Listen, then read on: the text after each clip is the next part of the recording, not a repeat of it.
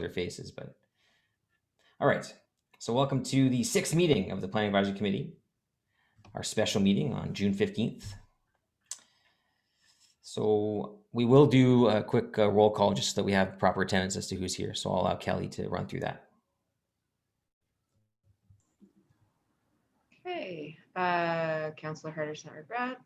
Councillor King, I don't see.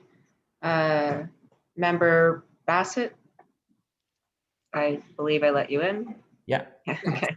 Member Duncan, Member Issa, Member Kirkpatrick, Member Mackenzie. Okay, I'll let you in. Yeah, Carolyn's here. Okay. Member Moss. Yep. Member Renfro. President. Member Claude Schellenberg. Member Smith. And Member Tarachuk. I'm sorry if I spelled that wrong. Perfect, Tarasiuk. Thanks. Okay. You have quorum, Chair. Okay, thank you so much. So we have one item on today's agenda, and it is a report on the interim official plan, the As We Heard It report. So this was just released last week to members of council. I believe the members of the committee received it at around the same time, if not shortly after.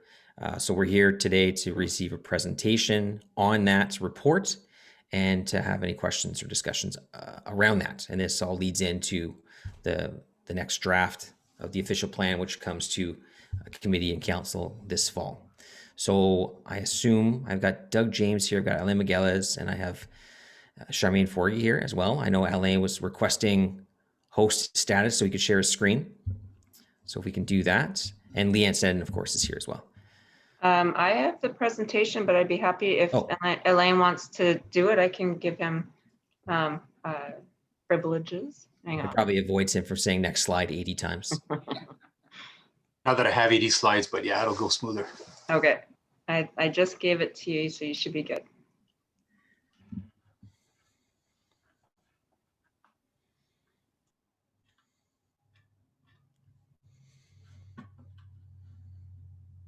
All right, Alain, you have, as per regular committee rules, you have 5 minutes. Thanks very much, Chair. It's okay. I'll start right now then. Okay, so we are here to give you an update on what we've heard from the public consultation that surrounded the draft of the new official plan. As you remember, on November 20th of last year, we issued the first copy of the draft, or the first version of the new official plan. And that was basically put out there for public consultation. It was also distributed for technical circulation to all internal departments, all partner agencies, the City of Gatineau, National Capital Commission, federal departments and ministries, conservation authorities, school boards, etc., utilities, and so on. And, we received a tremendous amount of correspondence and feedback, technical feedback and public feedback. So this presentation will touch on the overall themes that we heard citywide and give you a flavor of some of the changes that we'll be making to the next version of the new official plan. There will be as well additional reports with the As We Heard It focused on each ward. So 23 of them in addition to the citywide. And then starting next week, we have a series of evenings, one for each transect, where residents have an opportunity to talk to us planners about all the items in the As We Heard It report and ask us questions about their neighborhoods. I'll turn it over to Charmaine for an overview of the consultation. Thank you, Alain, and thank you, Chair. And so for the engagement tactics, as Alain mentioned, we have received a lot of feedback. I think it was over 1,500 feedback. Each piece of feedback is being tracked and has been responded to. We have used a variety of different engagement tactics, and they have been very successful. We have reached over 100,000 residents in our engagement pieces. We've a variety of pieces. We're using a website. Our Engage Ottawa has had a lot of traction. Surveys, community meetings. We started back in 2019 when we get to see people in person, and now obviously we've moved on to online. We've done advertisements. We started with bus ads, and since the pandemic, I only purchased for 6 months, but no one's changed them. And so they're still in all the, if anyone's out on the roads, the buses are still wrapped about the OP. So the awareness is still there. We've done news articles, op-eds, public events, short videos, and social media. So a variety of techniques ensuring that we're meeting all the different needs of diverse groups, ensuring that everyone has a voice and the opportunity to participate. This map shows the different, it's hard to see, or maybe it's my eyes, shows all the different areas that there has been engagement opportunities. So you'll see that the red, it shows that the most because it's most dense, but we have been able to engage a lot of the different, like the rural, we did a lot of outreach with the rural. We did the survey for the 15-minute neighborhood, which it was done in August. And as Alain will mention, cannabis, we're on a race. Who would win, the cannabis survey or the 15-minute neighborhood, and we're still tallying the results. We had over 4,000 responses, and we did that in last August. So a great turnout for the different engagement pieces. Over to you, Alain. Thanks, Charmaine. And actually, just looking at this map, you'll notice that we actually got responses from outside the city of Ottawa, which including in Chelsea and Gatineau and, North Grenville, Mississippi Mills, Beckwith, Russell. So, I mean, it goes to show, I guess, the deep affection that people have for Ottawa, even outside our boundaries. So these are some of the themes that we heard. And I think, the biggest one had to do with the biggest change that we were introducing, which is introducing the transects into the mapping of the official plan. As you remember, the transects are the concentric circles that outline different areas of the city based on context. And we had a few, dozens of pieces of feedback asking about why certain areas were contained in one transect area as opposed to another. And what we ended up doing is revising the boundaries of the transect to be more faithful to the era of construction of neighborhoods, which is something that people have an easier time relating to in terms of the logic of mapping. So the inner urban transect got a little smaller. It now really contains the neighborhoods between 1900 and 1950, roughly. And the outer urban transect got a little larger because it now also includes neighborhoods that were built roughly after 1950. This includes the Alta Vista neighborhood, as well as the old Nepean neighborhoods and the old City of Ottawa neighborhoods south of Baseline. And when you get to Merivale, west of Merivale on both sides of Baseline. There were concerns with another innovation that we've introduced, which is overlays. We had two overlays, the transforming overlay and the evolving overlay. Both were important. Our official plan is going to be much more focused on built form and public realm and much less on land use. So we want the shape of the city to be right, context by context.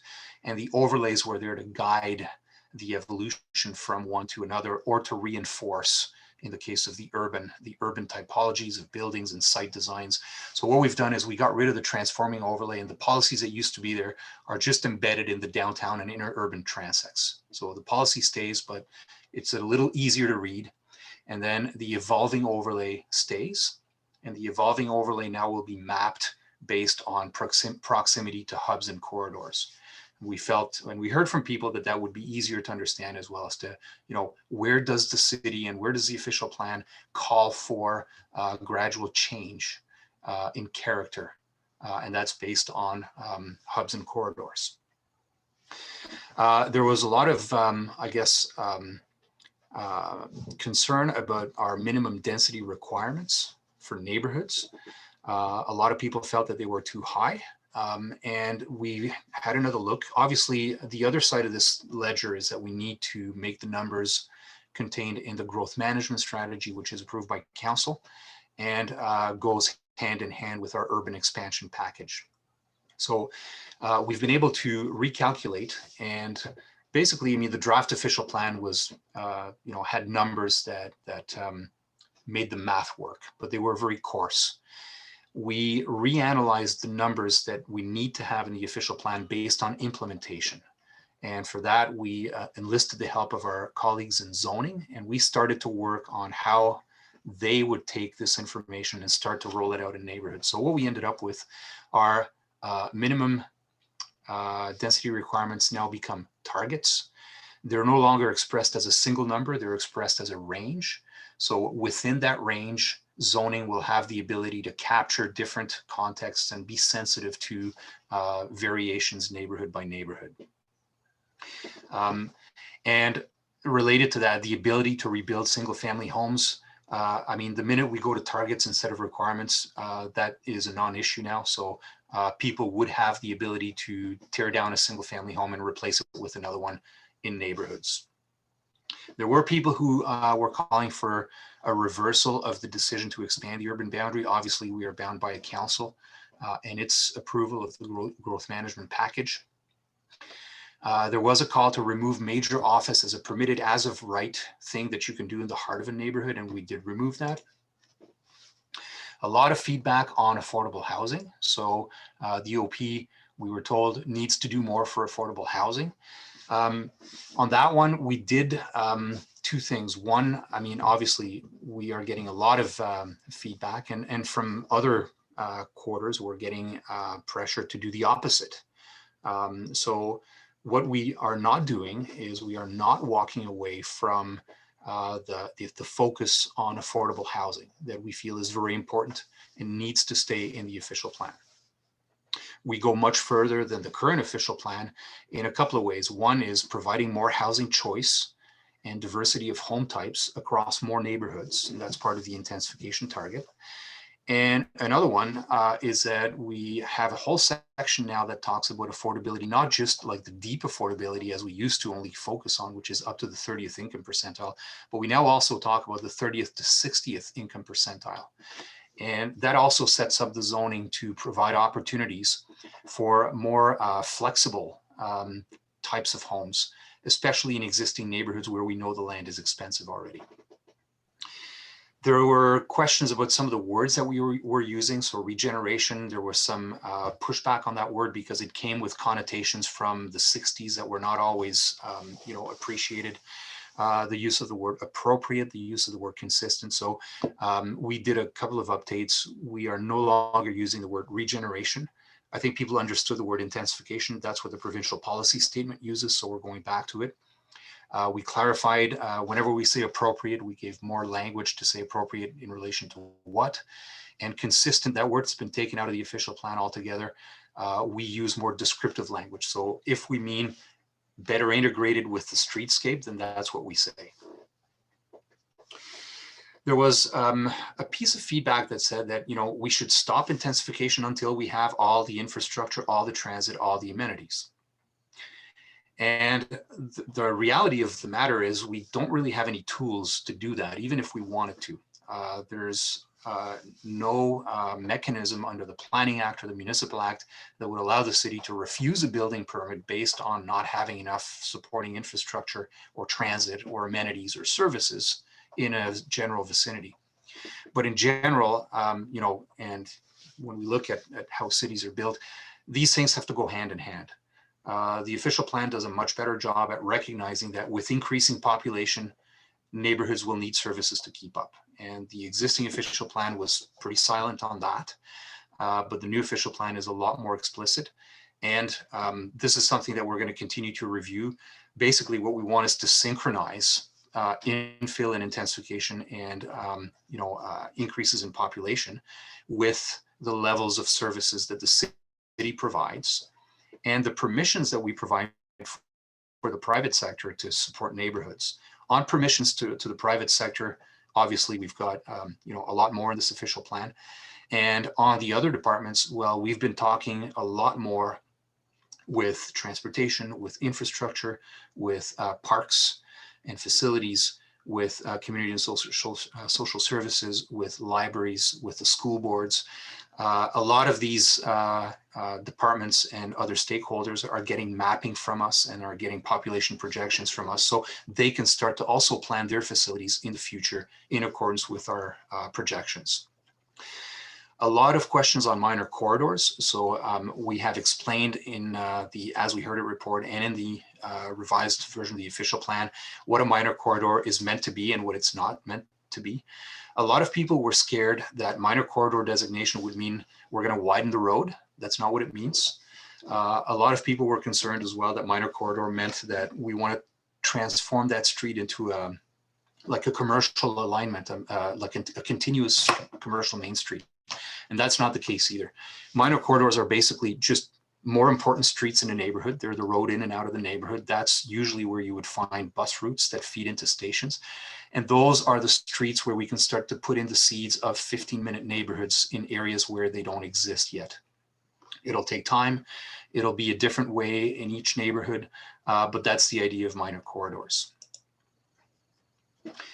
An interesting one, a lot of people told us you're not making as good a use of your main streets as you could. So have another look at your height limits.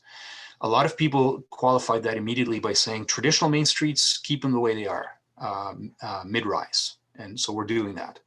But for those wider main streets, you know, in the outer urban transect, in the suburban transect, the wider main streets, a new policy will propose to allow high-rise buildings on streets that are 30 meters or wider, but only in certain cases. You need a piece of land that's big enough to handle a building of that size, and you need to transition well to the houses in the back or on the side. So there's going to be qualifiers on that, but if you have a big piece of land, let's just say a shopping center, take Carlingwood Shopping Center, big piece of land, it's on a huge arterial, Carling Avenue, which is more than 30 meters wide.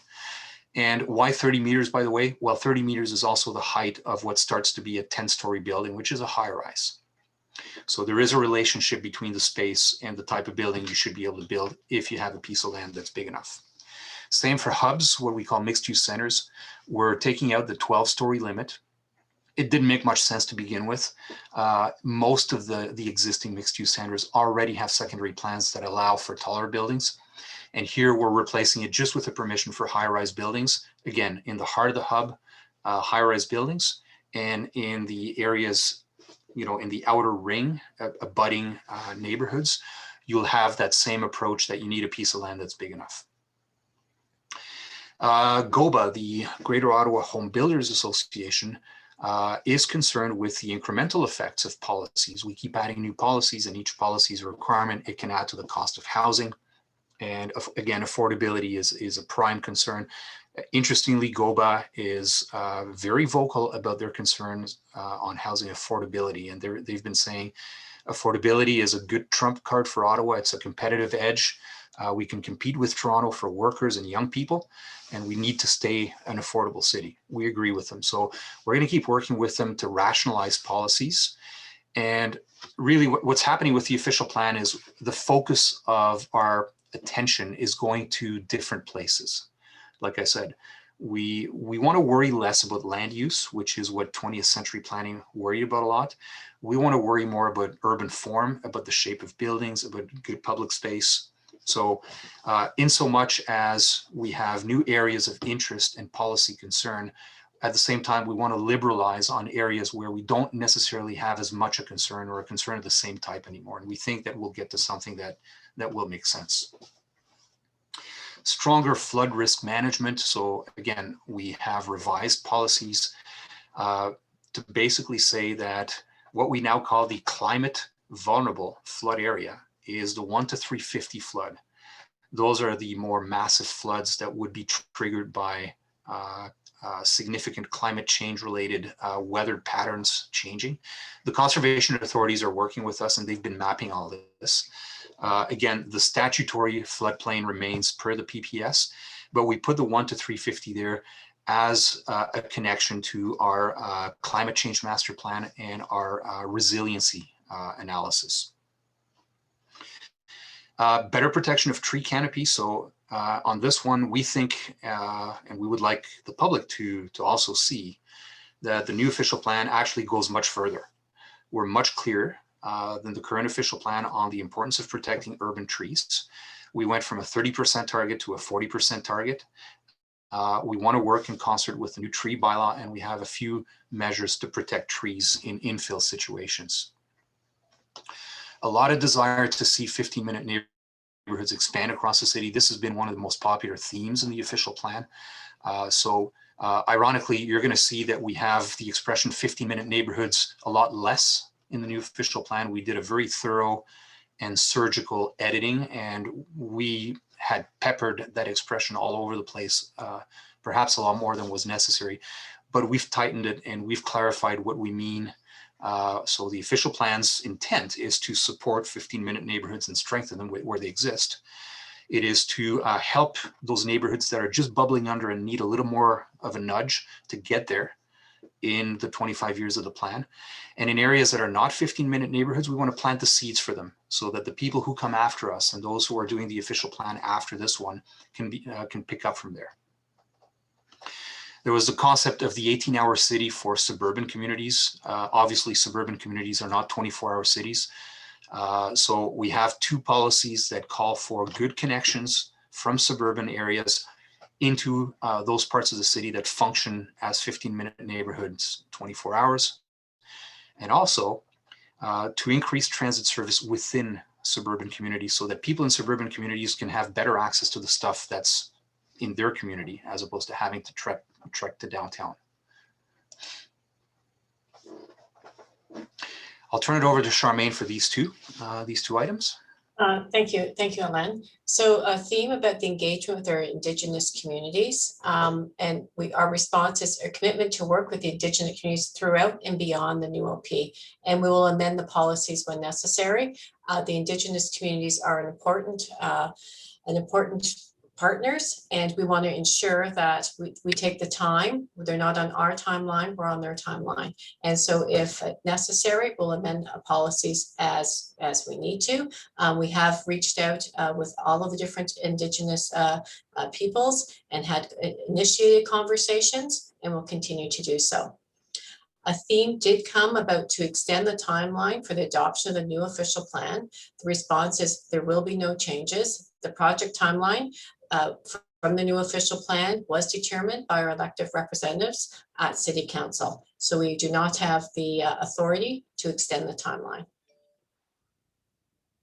Another theme that came out is not enough consultation with residents. That we had multi-phases of engagement, and we've seen significantly higher numbers than any official plan update in the past. As mentioned, we've had over 100,000.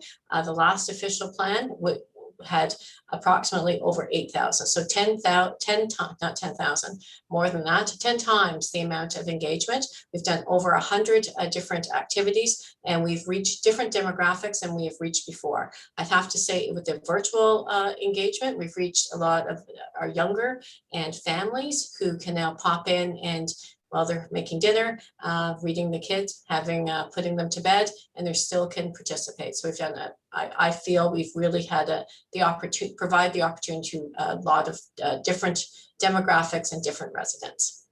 Over to you, Alain. Charmaine. A lot of people asked about the COVID-19 impacts on the official plan. Obviously, there's going to be a number of impacts that we'll need to gauge over time. There are a number of things that we're, keeping an eye on, and I can answer questions on that later if there are any. We were also referred to other plans, the older adult plan and other plans. And again, the next one, uncertain how the new official plan intersects with other master plans. So again, we have been working with the colleagues in various other service areas and departments to make sure that we coordinated with what their exercises were doing, align messaging with what they were saying, much more so than in previous official plans. In this particular official plan, I'm proud to note how well we've been working with transportation planning, with infrastructure planning, and with Parks and Rec. Not necessarily always seeing eye to eye, but seeing issues through to resolution so that we land as one city, one team on what the official plan is saying. So in terms of next steps, I don't know, Charmaine, if you want to cover this piece. Sure. Thank you, Alain. So some next steps, as was mentioned at the beginning by Chair Moffat, we have released the citywide As We Heard It report. I hope everyone's had the opportunity to look at it, and Alain and I have just gone through the highlights of it. This summer, the full updated draft policies will be released. They will be released in track changes, so people can see what changes have been made. It will be easier, plus we will have a clean copy as well. And the new official plan will be brought to the joint meeting of Agriculture and Rural Affairs and Planning Committee in the middle of September, and then to council in September as well.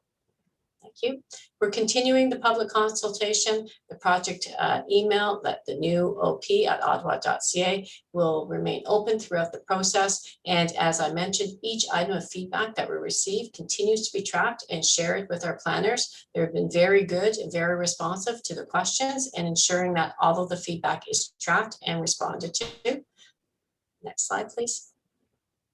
And now one more pitch for what we're doing next week. We will have the ward-specific interim reports. We're getting those completed as fast as we can, and we would have coming next week. We do have our 5 different transect meetings. And if you go to ottawa.ca/the new OP, you will keep updated on all the engagement activities. Thank you. Thanks, Charmaine. Thanks very much, Mr. Chairman. Happy to take questions. Great. Thank you so much, Alain. Thank you, Charmaine. Appreciate seeing that presentation for the 4th time, and always good to run through it. It feels like it's fresh and new every time. That's how good you are at doing it. But yeah, so happy to take questions. I see Councillor Kavanaugh has joined us here as well, so appreciate that. So we'll go straight to our members of the committee here. So David Renfro, you are first up. Thank you, Mr. Chair. I have 2 questions. One is there's supposed to be a statutory open house this summer. Is that still scheduled? That's my first question. If Charmaine, do you want to? Yes, it is. We don't have the exact date for it. It will be towards the end of August, but it has to be, we're required to do it 20 days prior to the joint committee. Okay, For perfect. finalizing the date. Thank you. I'm just asking to pass it on to the GOBA members. The other question through the chair probably for Elaine, if the minimum density requirements are changed from requirements to targets, are you still confident we're going to achieve the 60% intensification target? Yes, I am. Obviously, I mean, it took a lot of analysis, and we looked at, well, first of all, right now we have targets, we don't have requirements. And with the targets that we have, we've surpassed our current intensification target, which is 40%. So with the changes that we anticipate in zoning after the adoption of the OP, we've calculated, and this was in, I think, one of the communications, there's about 178,000 eligible parcels of land in all the neighborhoods of Ottawa that could potentially be candidates for intensification. So out of 178,000 parcels of land, we need 49,000 dwelling units, big enough for large households, and 47,000 apartments, which probably will be mostly found near transit stations and on main streets. So I think we'll be all right. We did a number of stress tests on the math. We did a number of scenario calculations, and we do get there. Thank you.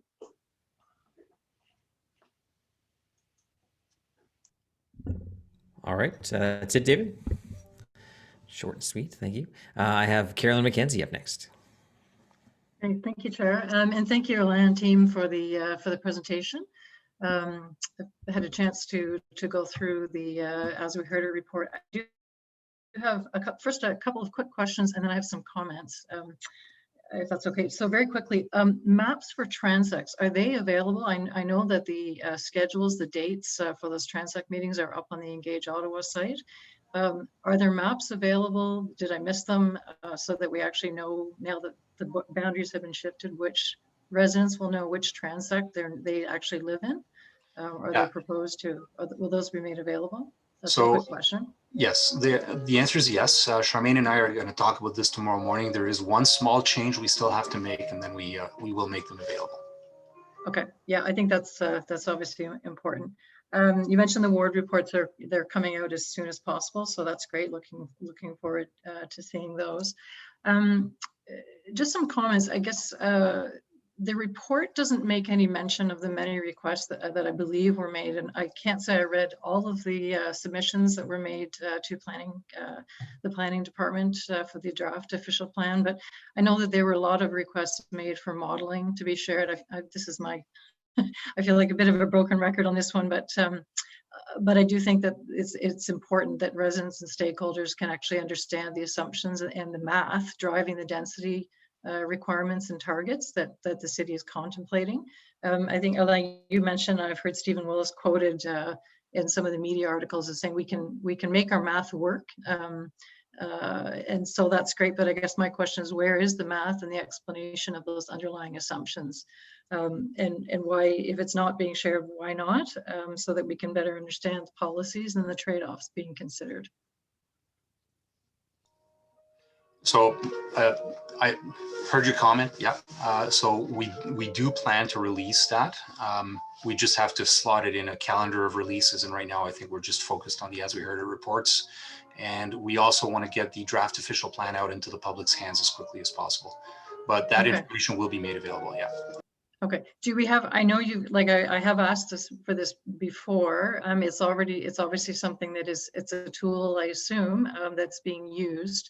If we don't get it until the updated version of the official plan comes out, it really doesn't leave, it becomes not terribly meaningful in terms of something that can be reviewed and, understood. Well, I mean, we don't have a 3D model. That's not what we'll be releasing. It's a report No. with tables and math. Yeah, no, that's what I understood as well. I'm just saying that if we don't see that until I don't know, I haven't actually heard a date, but sometime deep in the summer, it gives very little opportunity to review those numbers and, as I said, the assumptions, so that we have some sense of that. And I do think that that's important. Okay, shall I just? I don't know if there are other questions. No, if you have any questions, can carry on for sure. Okay, that's great. Thank you. Just on the subject of the tree canopy targets, you mentioned, and I think the focus seems to be on the bylaws and the protection of trees, which I think is great. And there have obviously been some great policy improvements in that area. So I thank the city for that. I think there's a lot of appreciation for the work that's been done there. I don't think, though, anyone's been asking for tree targets by street or by lot. But I'm wondering what the response is to why targets by neighborhood or even targets by transect would not be something that we would consider including. Things like the Marlborough Forest in the southwest corner of the city do not provide shade to pedestrians in Vanier or in the downtown area. And so if we just have such a global figure and our focus is on protection of what we have, what is that really going to do if I'm a resident in Vanier with hardly a tree to be seen in my neighborhood? So I guess that's your next question. So maybe a couple of thoughts on that. And I would want my colleague Nick Stowe or Geraldine Wildman to be with me to add to this, but I'll do my best at representing what they explain. And we've talked to them quite at some length about this. They would find it very difficult and not very productive to have neighborhood by neighborhood targets. There's such variability in the context of each neighborhood, in the built form of each neighborhood, that the 40% number would not mean the same thing in each neighborhood. And it's a number, it's an aspirational number, it's a goal, but it allows the city to take certain measures to make sure that trees and viable trees are part of how we see full city building. Just to give you a bit of a bizarre example, the NCC tells us, don't count our land because it's not your land. We don't care if there's trees on it. Well, of course we count it. It's there. I mean, like, people don't make a difference between if it's NCC land or not NCC land, but it means that some wards that have a lot of NCC land may be artificially boosted in their percentage. And that shouldn't mean that we stop efforts on streets that still need the assistance. I'm thinking Councillor Leeper's ward, for instance, a lot of NCC land, but it's infill that devastates the tree canopy there. And what's needed there is vigorous measures to make sure that we're not losing the tree canopies along the streets. And if you take a measure of what's on the ground in Kitchissippi, you're probably at or surpassing 40%, depending if you take the NCC land or not. So those numbers are there more as a guide and not as an absolute target for each and every neighborhood. We can't hit 40% in the downtown core. It's pointless to even try. We're not going to start tearing down buildings, but we want the target to be there so that we're planting viable trees where we can get them. And that's pretty much the way that I think that target's meant to be understood. Yeah, no, I certainly take your point. In the downtown area, 40% presumably is tough, if not absolutely impossible to achieve. I guess, is there not direction, and can we not include some direction in the official plan to even contextualize those targets for neighborhoods? So that, and that's where again, so that some neighborhoods are not being completely left behind. Right, and I think that's where the work of the Parks and Green Space Master Plan can start to delve into that detail. Again, I mean, in the downtown core, if we're talking Le Breton, yeah, there's a lot we can do on Le Breton because it's pretty much an open field. But again, I mean, if we were to take the geography of the downtown core, we've got Colonel By Drive and Queen Elizabeth Drive, and a lot of NCC land. And if we hear the NCC, we're not supposed to calculate their land because it's not ours, it's NCC land. Well, again, of course, it's there, but it's at a location where, we know we have a healthy tree canopy already. The help that we would need in the downtown core is elsewhere. It's on the street trees that we plant into the cement, and we still need the soil to make them live. Yeah. Okay, another big area, and as you mentioned, was the notion of the 15-minute neighborhood, which is certainly a topic that I've been spending a lot of time thinking about and discussing amongst communities across the city over the last while. What I'm wondering is, how does the city actually intend to develop context-specific focus in the zoning bylaw to ensure that development fits within a neighborhood's character? And I'm obviously reading from the language there. I think the goals and the aspirations are very solid, but what I don't see, and what I hope to see in the next version, would be direction or a high-level strategy for actually how this will be accomplished. We're seeing words like encourage and guide just in the response report, but I'm hopeful that we'll see more, again, sort of more focus on implementation and how practically speaking this will play out. I know that obviously the city did a very large survey, and Charmaine referred to it, of services and amenities across the city. And there was an info session, I think it was at the end of March, where that was reported on, which was great. But I guess my question would be, where is that material? Can the data from that survey not be made available? Was there a report that can be shared for that?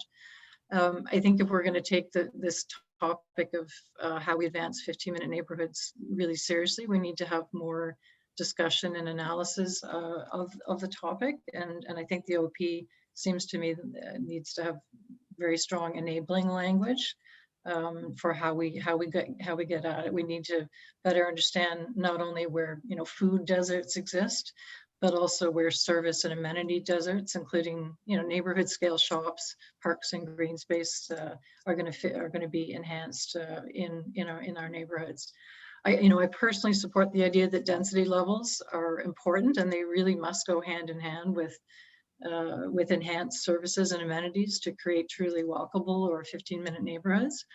But I guess what seems a bit like a singular focus on density in this report, when we talk about 15-minute neighborhoods, it kind of reinforces the idea that a plan to properly understand the current status of services and amenities at the neighborhood level doesn't really exist. That we don't really have a vision of. I'm not saying we have to have all the details set and we have to have the absolute tool right in our hands, but But again, what I'm looking for is that direction in the official plan. So we'll see what comes later. And I guess just finally, the report talks about, uses the term sort of balanced growth in a number of cases. And for neighborhoods that don't currently have density levels anywhere close to something that would support 15-minute neighborhood amenities, how is a general plan to add density, if we sort of backed off from focusing density, how is a general plan to add density, with the exception of the hubs, going to see us succeed in actually having more people living in 15-minute neighborhoods? Yeah, so that's a really good question. And that's probably what will be mostly the challenge in the outer urban and the suburban transect. In the suburban transect, we know also that typically most of those communities are too new to be expected to change significantly over the next 25 years. Mm-hmm. Change usually starts at about the 50, 60-year mark, when generations start to move, new generations come in, people reinterpret the streets, the spaces, the buildings a little more. And the question then becomes, where do you seed the conditions for 15-minute neighborhoods? So what the plan does is, well, a number of things. We don't talk about residential areas anymore. Notice the semantic difference. Yep. We talk about neighborhoods. Why? Because neighborhoods are more than just residences. They should have parks and churches and schools and shops and services and the amenities. So when we talk about neighborhoods, we want the official plan to give direction for neighborhoods to have all these things self-contained. Let's not kid ourselves. I mean, neighborhoods, a lot of them inside the Greenbelt, in what we call the outer urban, have lost population since they were first built. In some cases, like more than half of the population. Neighborhoods that used to be, families of 4 or 5 kids have become neighborhoods of empty nesters. And so that's why schools have closed. That's why the buses don't run as much anymore. That's why stores and restaurants have closed. That's why, there's been a hollowing out. And those neighborhoods need repopulation just to get back to the level of services and amenities that they had and lost. And then we can start to rebuild again from there. And by then, the geographic reality will be that they will be more central. They will be more transit rich. They will be much more appealing. They will have history. People love neighborhoods with history. And the city is full of that. There's a real affection for established neighborhoods with identity, with place identity, with that personality. And then minor corridors. Minor corridors are the places where it's logical to start. We mapped a lot of new minor corridors, which correspond to good bus routes that feed into stations. And those are the ones where it's logical. Those are the streets where people end up when they're getting in and out of the neighborhood. And those are the ones that will collect the most foot traffic and bus traffic and bike traffic, so that people can just walk to those streets for more than one or two reasons and end up there and start to seed the conditions for 15-minute neighborhoods that way. And again, it'll be a different answer in each neighborhood. And there's a lot that we want to give to the zoning bylaw team to be sensitive to context. We're basically, at an altitude where we're talking about the general ideas. We're putting in the policies to set the system in place, to set the stage for things to happen. But where the rubber really hits the pavement is in the zoning bylaw. And a lot of work will be done on that front.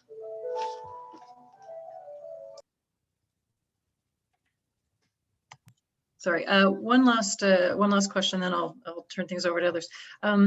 Midrise rules and guidelines, we don't have them. It seems to me that given the likely role of midrise buildings on main streets and elsewhere in meeting growth targets, that this is going to be an issue for us as we think about how to contextualize those buildings so that they do fit in. And in the absence of those guidelines, I think,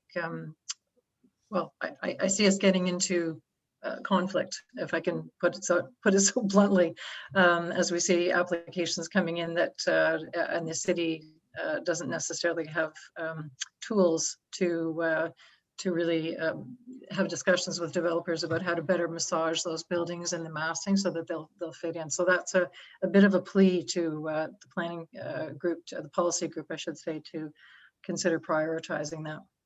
Yeah, no, thanks for that, Carolyn. And it's actually with our ROHUD colleagues. ROHUD is urban design. The UD is urban design, and they're the ones who develop Yep. urban design guidelines, and it is an identified gap that we have. We don't have mid-rise design guidelines, but it's on their work plan. We did quite a bit of interesting work with you guys in the Glebe, on Bank Street and the Glebe, and I think that'll be helpful to the group. Yep. Okay, thank you. All right, thank you, Carolyn. I will say just we have a pretty good study from 2019 on urban tree canopy that we did jointly with I think the NCC was involved too in the city of Gatineau. But it's interesting, right? Because there's one piece of it where it does a ward by ward analysis, and it has College Ward as being the top ward in terms of percentage, it's 48%, and Knoxdale Maryville is almost last. They're side by side. The reason is because College Ward contains the part of the green belt that has trees on it, and Knoxdale Maryville contains the part of the green belt that's farmed. So the percentage doesn't necessarily work. It doesn't mean that because College Ward is so high, we can just say, well, sorry, City View, we don't need to worry about you and your trees. It's still, it doesn't always work on that neighborhood breakdown or on that ward breakdown. That's kind of the point, I think, to the conversation before. I will just also, Alain's background music, It's good. the piano, it's a lot better than David Wise's constant pen clicking from the February 3rd meeting. Mr. Chairman, that's my daughter. She plays the harp, and I'm trying to go on mute every time I'm not talking. So No, that's That's a good. harp? Yeah, Oh, well, it's relaxing. we should get your daughter at every council meeting from here on out. she would love to play the anthem on harp for council, Councillor Moffat. I am not in charge of council for the rest of this term, so you'll have to find someone that is, because that would be, if we ever get back in person, that would be amazing. All right. Well, thanks for that. I'll pass it on to her. I was going to say that I've asked the person to play the music similar to the Oscars. When you're going on too long, the music comes on, so you stop talking, but that's not accurate. Okay, we'll move on. So Tom Moss is up next. I have a couple of questions for staff.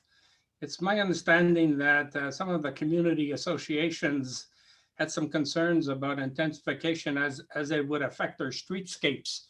How was that handled? Well, we still have a policy of intensification, and really, basically, the only thing that means is that we need to have good rules that deal with what you do when you tear down a house. That's really what it is. That's really what it is. So if you tear down a house, and property owners are allowed to do that, what do we allow as a rebuild? Right now, the zoning has rules. It has your setbacks. It has your building height. Through the new official plan, we're giving more permissions for how many dwelling units can be in a particular building. And that's where the sliding scale of density ranges comes in. Densities are seen as minimums, and the maximums are controlled by building height and by setbacks. So there's two ways that we control, what gets rebuilt. We do want to focus more, as I said, on form, on the shape of the building, on building form, and on the type of development. That's why this new official plan has definitions for urban, for suburban. So you should not be building something suburban in an urban neighborhood, just like you should not be building something urban in a suburban neighborhood. But in areas where you're looking at a transition, we also want to start to talk about, well, how would you go from one to the other and still fit in? And no other city's done this, so we're going to be breaking new ground on this. There's a few things that we have said are absolutely important. One, neighborhoods are low rise, so that stays.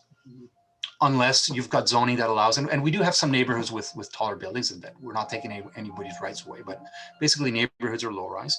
Two, neighborhood streets are treed. In most Ottawa neighborhoods, you have the tree-lined streets, and we don't want to lose that. And one of the biggest eaters of street trees is driveways for infill. So we have new policies that will limit new driveways and curb cuts, and in some cases require shared driveways. And we've done that thousands and thousands of times in Ottawa and in many, many neighborhoods, and they work very well, all with the goal to maintaining enough plantable space in the front yard to have a green front yard and street trees. And the other one is the shape of the building. So that will be more in the zoning realm of things. But what our zoning colleagues have been doing in Westboro, notably, is a good indication of what could work in a lot of neighborhoods, or an approach that could be made to work in a lot of neighborhoods. And we paid out of our own pocket all the the images for the 613 flats to show a number of things. We wanted to show people it's possible to do a lot with low-rise buildings. You can do a lot. There's a lot of ways to slice the pie. There's a lot of ways to make sure that you get your trees. So we have that all calculated with enough soil volume that you can grow real trees, not toothpicks. There's a lot of ways that you can access with a car in cases where you're providing parking, and you can do it with a single entrance and locate your parking in a common location so that everybody has a parking spot, but you're not paving over the entire front yard. You're not turning the street into a parking lot and a sea of asphalt, because that's really what angers people, and they're right. And we heard them on that. So I would say those are the big three things that will really help us as a city get infill better, get infill that fits.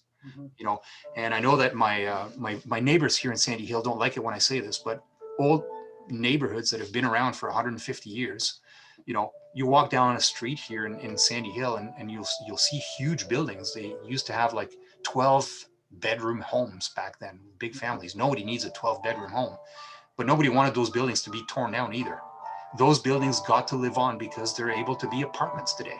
Nobody minds that there's 4 apartments. They just have the building. It's there. You can reuse it. So you can also add to an existing home and make that existing home, you know, keep up with the times, breathe better, adapt. And the official plan is allowing that too. Okay, thank you. My second question is that once council approves the official plan in September, I'm assuming that this is going to trigger new zoning bylaws. Does staff know today or in the days to come, you know, what zoning bylaws are going to have to be changed and upgraded? And how does this get published to the citizens and to the communities? Tom, I will say that we council actually approved a preliminary report on that zoning bylaw implementation. We're expecting it to take about 3 years, 3 to 4 years, I believe, because the OP gets approved by council, then it has to go to the minister, of course, for ministerial approval before it comes back, and then that's when we can kick off the zoning implementation report. But it will be in somewhat in phases. There's a sort of a quick report that should come by the end of 2022. 2022. By 2022, which should check off some boxes right off the bat to get some things rolling, because we know it's going to take time, but we also want to make sure that we're on the right track to hit 60% on intensification. But then I think it's into 2023, 2024 that we see the rest of the zoning bylaw be implemented. So we do have a report on that, and I could probably find that and share it with you if you'd like. I don't know if Alan has anything to add, or Charmaine. No, that's pretty much it, Mr. Chairman. So there will be full public consultation on the zoning, and the idea is that we're going to redo the zoning bylaw completely.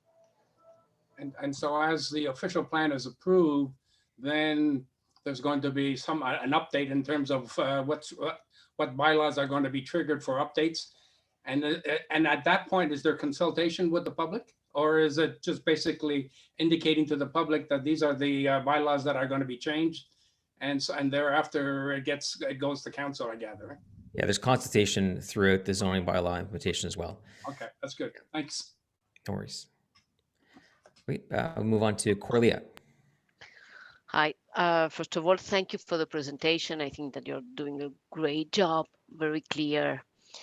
And I agree that the building should be taken by the shape to see what you allowed for the sun to come in, and try not to obstruct the sun to our neighbors. But my question goes to, we are talking about the canopies and the tree canopies that I really like, but I want to know if we can establish that Amazon type buildings in rural areas must have a green roof to avoid bringing heat islands to the rural areas.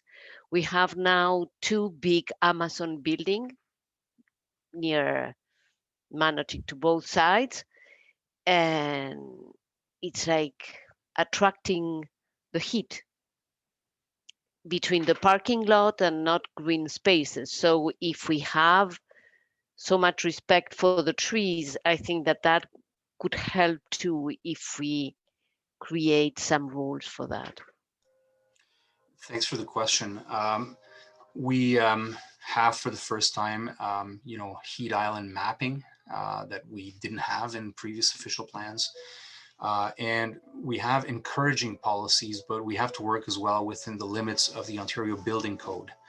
And the Ontario Building Code, we expect it to evolve and change over time, and we work with the province on that. But we also have to work with the home building industry and the commercial building industry on something that we are calling the high performance development standards. And that is also a process that will involve public consultation and public involvement. So that's not done yet. It's not finished. There's still going to be opportunity to talk about all these things. Again, the official plan has policies that enable this to happen, but the way it's implemented is through other mechanisms than through the official plan. So we'll have to connect the dots as we go along. But like Toronto, the city of Toronto has it, so the Ontario Building Code somehow accept that. There's a certain range of things within the building code. There's your absolute minimum requirements, and then there's if you go over and above the minimum requirements, but you're still within the building code. And yes, you're right. I mean, there's things that the city can do, and those things have to be agreed upon with everybody who's involved in construction. And that's the exercise that we're going through right now. And it's an ongoing thing. I think the strategy is to tackle it one building type at a time and start with the ones that can have the greatest impact or the greatest beneficial effect, and then move on to all the building types. We know that part of energy evolution does involve different ways of building buildings, heating buildings and cooling buildings, and all that is we need to do methodically the work of each type of building and landing what the rules are going to be for each type. Okay, thank you. Thanks. I will say, there is, of course, an application, just as a story, there's an application for a similar type of development in North Gore. And council, we did something quite unique with that one, in that the site itself was actually designated and zoned already for a business park, an industrial commercial business park with a certain amount of square footage that had a max amount of square footage that you could see on the site. When the applicant came forward and said they wanted to build one building, but a much taller building than what was permitted, what we did was we actually, instead of zoning it from a floor space perspective, we actually zoned it from a volumetric perspective. So whatever they wanted in increased height in building capacity with inside the building, I took away from the rest of the property. So we actually created a volume-based zoning cap on the property. So as they go up, they reduce the overall developable footprint on the site. We actually even were able to impose a 100-meter setback from residential area and then zone that open space so they can't touch it. They can't build anything in that at all. So we took a site that was wall-to-wall permitted development for industrial purposes on the 400 series highway, and we actually managed to still allow industrial development, still a warehouse use to take place, but to actually reclaim some of the property and to reduce the overall environmental impact to make it a better developed site from an environmental perspective. I don't disagree with the green roof suggestions as well, but certainly I think there's been a lot of talk about green roof policies. I don't think we're where we probably some people want us to be or where we could be, but certainly that's something that I think you'll see continue to evolve. So thank you. Next up is Mohammed, my vice chair. Thank you very much, Councillor Moffat. I just have a question about kind of, I guess, building on some of the points that Carolyn, member Mackenzie raised about the kind of context of the transects and context of neighborhoods, how that's defined, or how you're able to define a character, a neighborhood character in something like an official plan, recognizing that there is a gray zone between the official plan and these kind of its implementation arm, which is the kind of the zoning bylaws. There is always a gap, and I guess learning from the past and learning that it is important to define and protect and guide the growth of these neighborhoods, these distinct characters in our city. How does the official plan aim to kind of take that on, or can you point to examples of how you've taken that approach in the official plan? Sure. No, I mean, that's a really good question. So the official plan is let's say, at a more strategic level and looks at context on the basis of, if we can use words that are not jargon, the type of organization of space that you have. So the downtown core is the downtown core. Why? Well, because it's the nerve center of, in our case, the Canadian government, but it's the nerve center of the city. And why is it the nerve center of the city? Well, it's got a very high density, a very high and fine mixture of uses, and because people can function on foot 100%. Everything is reachable by foot. Distances are short. Transit service is at its highest. Everything converges on the downtown core. So that's a context. It is already a 15-minute neighborhood pretty much throughout its entire extent. So the rules there are, we want that to continue. We are actually worried about downtown. The pandemic will have an impact on employment in the downtown core, and we don't want downtown to die. We want downtown to stay lively. We want those ingredients to stay and flourish downtown. We want, obviously, people to go back to work, but more to the point, we want downtown to be a diverse place. So the policy goals for the downtown core are to complete the West Downtown, so finish building LeBreton, finish building Zibi, finish building Gladstone, finish building Bayview, add that influx of population that will create a domestic market for there to be enough of the services that people need downtown. Remember, downtown has been hollowed out by the big box stores. We lost a hardware store on Beechwood. We lost a hardware store on George Street. So that's just a few of the examples. Schools have closed downtown. That needs to come back. These things need to be there and what we say about downtown is it's an urban place. So you're not allowed to build suburban type buildings or suburban type sites in the downtown core. We don't want suburban type development in LeBreton. We don't want suburban type developments in Gladstone. It has to be urban in the way the building is built, the way the building lands, the way the site is configured. And that means doors on street, and you don't see car parking from the sidewalk. There's no parking between the sidewalk and the building. It's underground, or it's in the back, or it's in the interior. It's just out of view, and cars interfere the least possible with pedestrians and cyclists. In the inner urban, well, you've got, kind of early 20th century neighborhoods, the streetcar neighborhoods. Those are mixed use as well. They are 15-minute neighborhoods, most of them. They are a little less dense, but they do function with that mix of uses. They have vibrant main streets. They have good transit service. And again, the intended form there is urban, not suburban. We don't want to dilute the urbanity of those neighborhoods. So everything that we're putting in place pushes toward reinforcing an urban character, urban typologies of buildings and site designs, and making sure that the first priorities for people to move on foot. Again, not that we're not accommodating vehicles, but we're giving the priority, and we're rebalancing priorities so that people on foot, on bike, and using transit have an equal footing with people on motor vehicles, and sometimes the priority and the edge. The outer urban is where it gets interesting, because there we're looking at a ring of neighborhoods that started being built in the 1950s, and they used to be at the edge of town, but they're not anymore. They're pretty central, and they're going to get some very good transit with stage 2.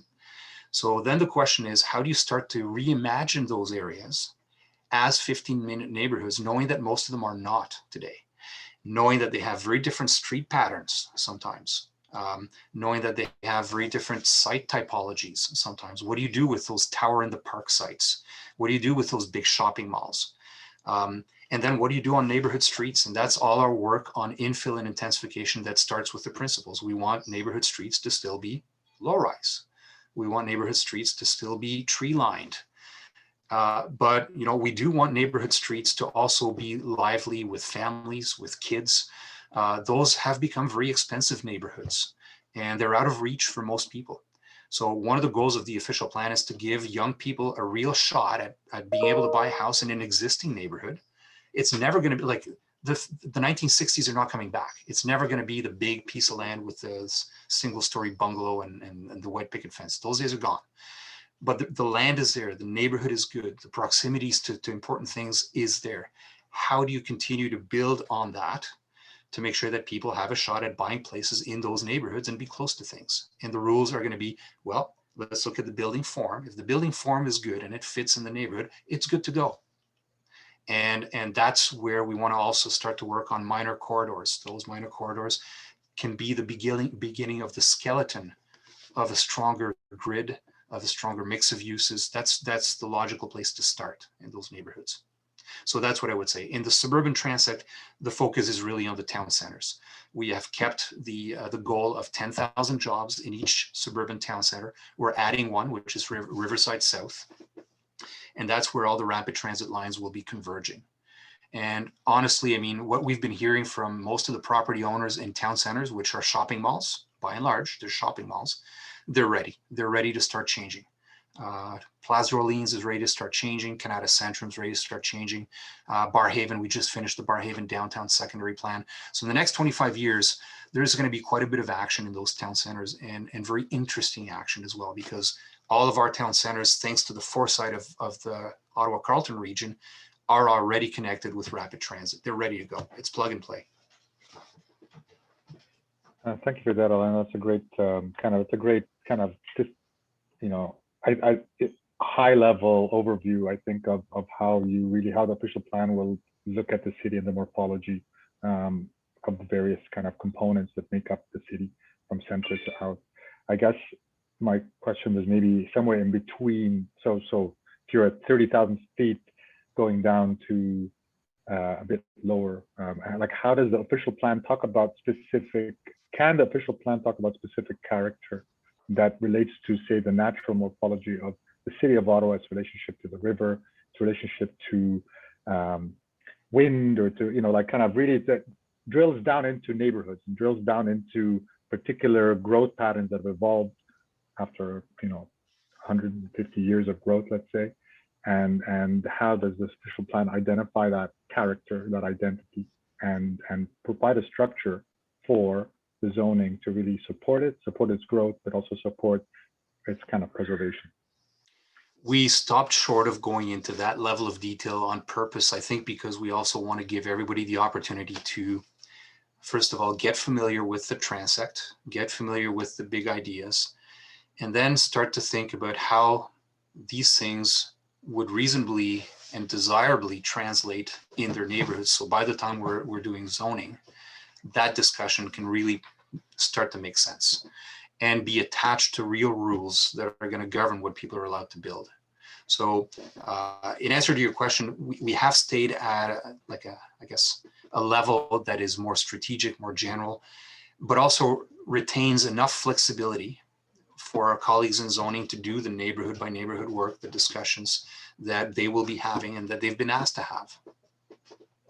I guess they're always the opportunity for the gray zone between a very high level, very well thought out, high level official plan that really structures the growth really well, and the kind of implementation at the zoning level. There's always that gray zone, and that big gray zone, you know, a lot of great things can happen, a lot of bad things can happen there too. And the question is, how does, you know, as the overarching document that really guides this growth in Ottawa, how is there recognition of that gray zone, and what you know, has there been measures put into place, again, learning from the past and learning from, you know, the history of the evolution of official plans in the city? What has gone into this official plan that's a little bit different, that can help, you know, redefine this gray zone in a way that makes these interpretations, or this kind of this implementation, future implementation of the official plan, go towards a path that meets the expectations of planners, official councillors, as well as the public? Really good question. Again, I mean, you know, planning is a series of gray zones, as everybody will agree. I mean, you know, what we don't want to do is to be so descriptive and so prescriptive in an official plan that my colleagues, Leanne and Doug, who are on this call and listening, will have to say no to a good idea just because it doesn't meet a rigid framework.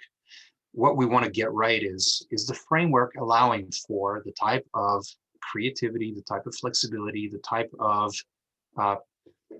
gray zones that will happen on a side-by-side basis, because no two sites are the same. There's always little quirks and quirks that take you into different design solutions, but the bones are fundamentally good, right? So we're trying to get those bones to be what they need to be.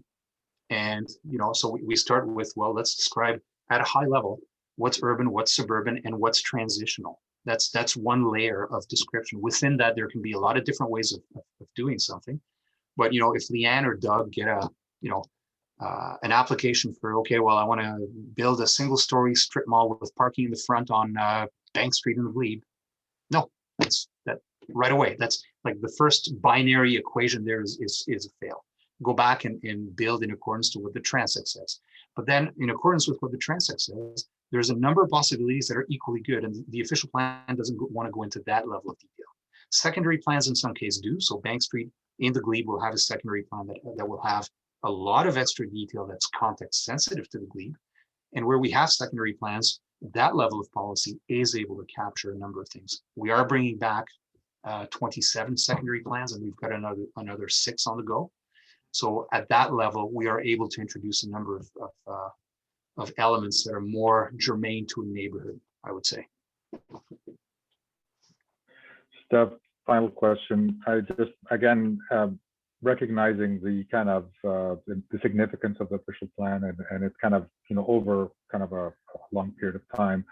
What parts are there components of the official plan in this development that are really designed to be obsolete and designed for revisions and updates? So, you know, there's certain aspects of the plan, obviously, that you don't want to kind of have to go and revisit.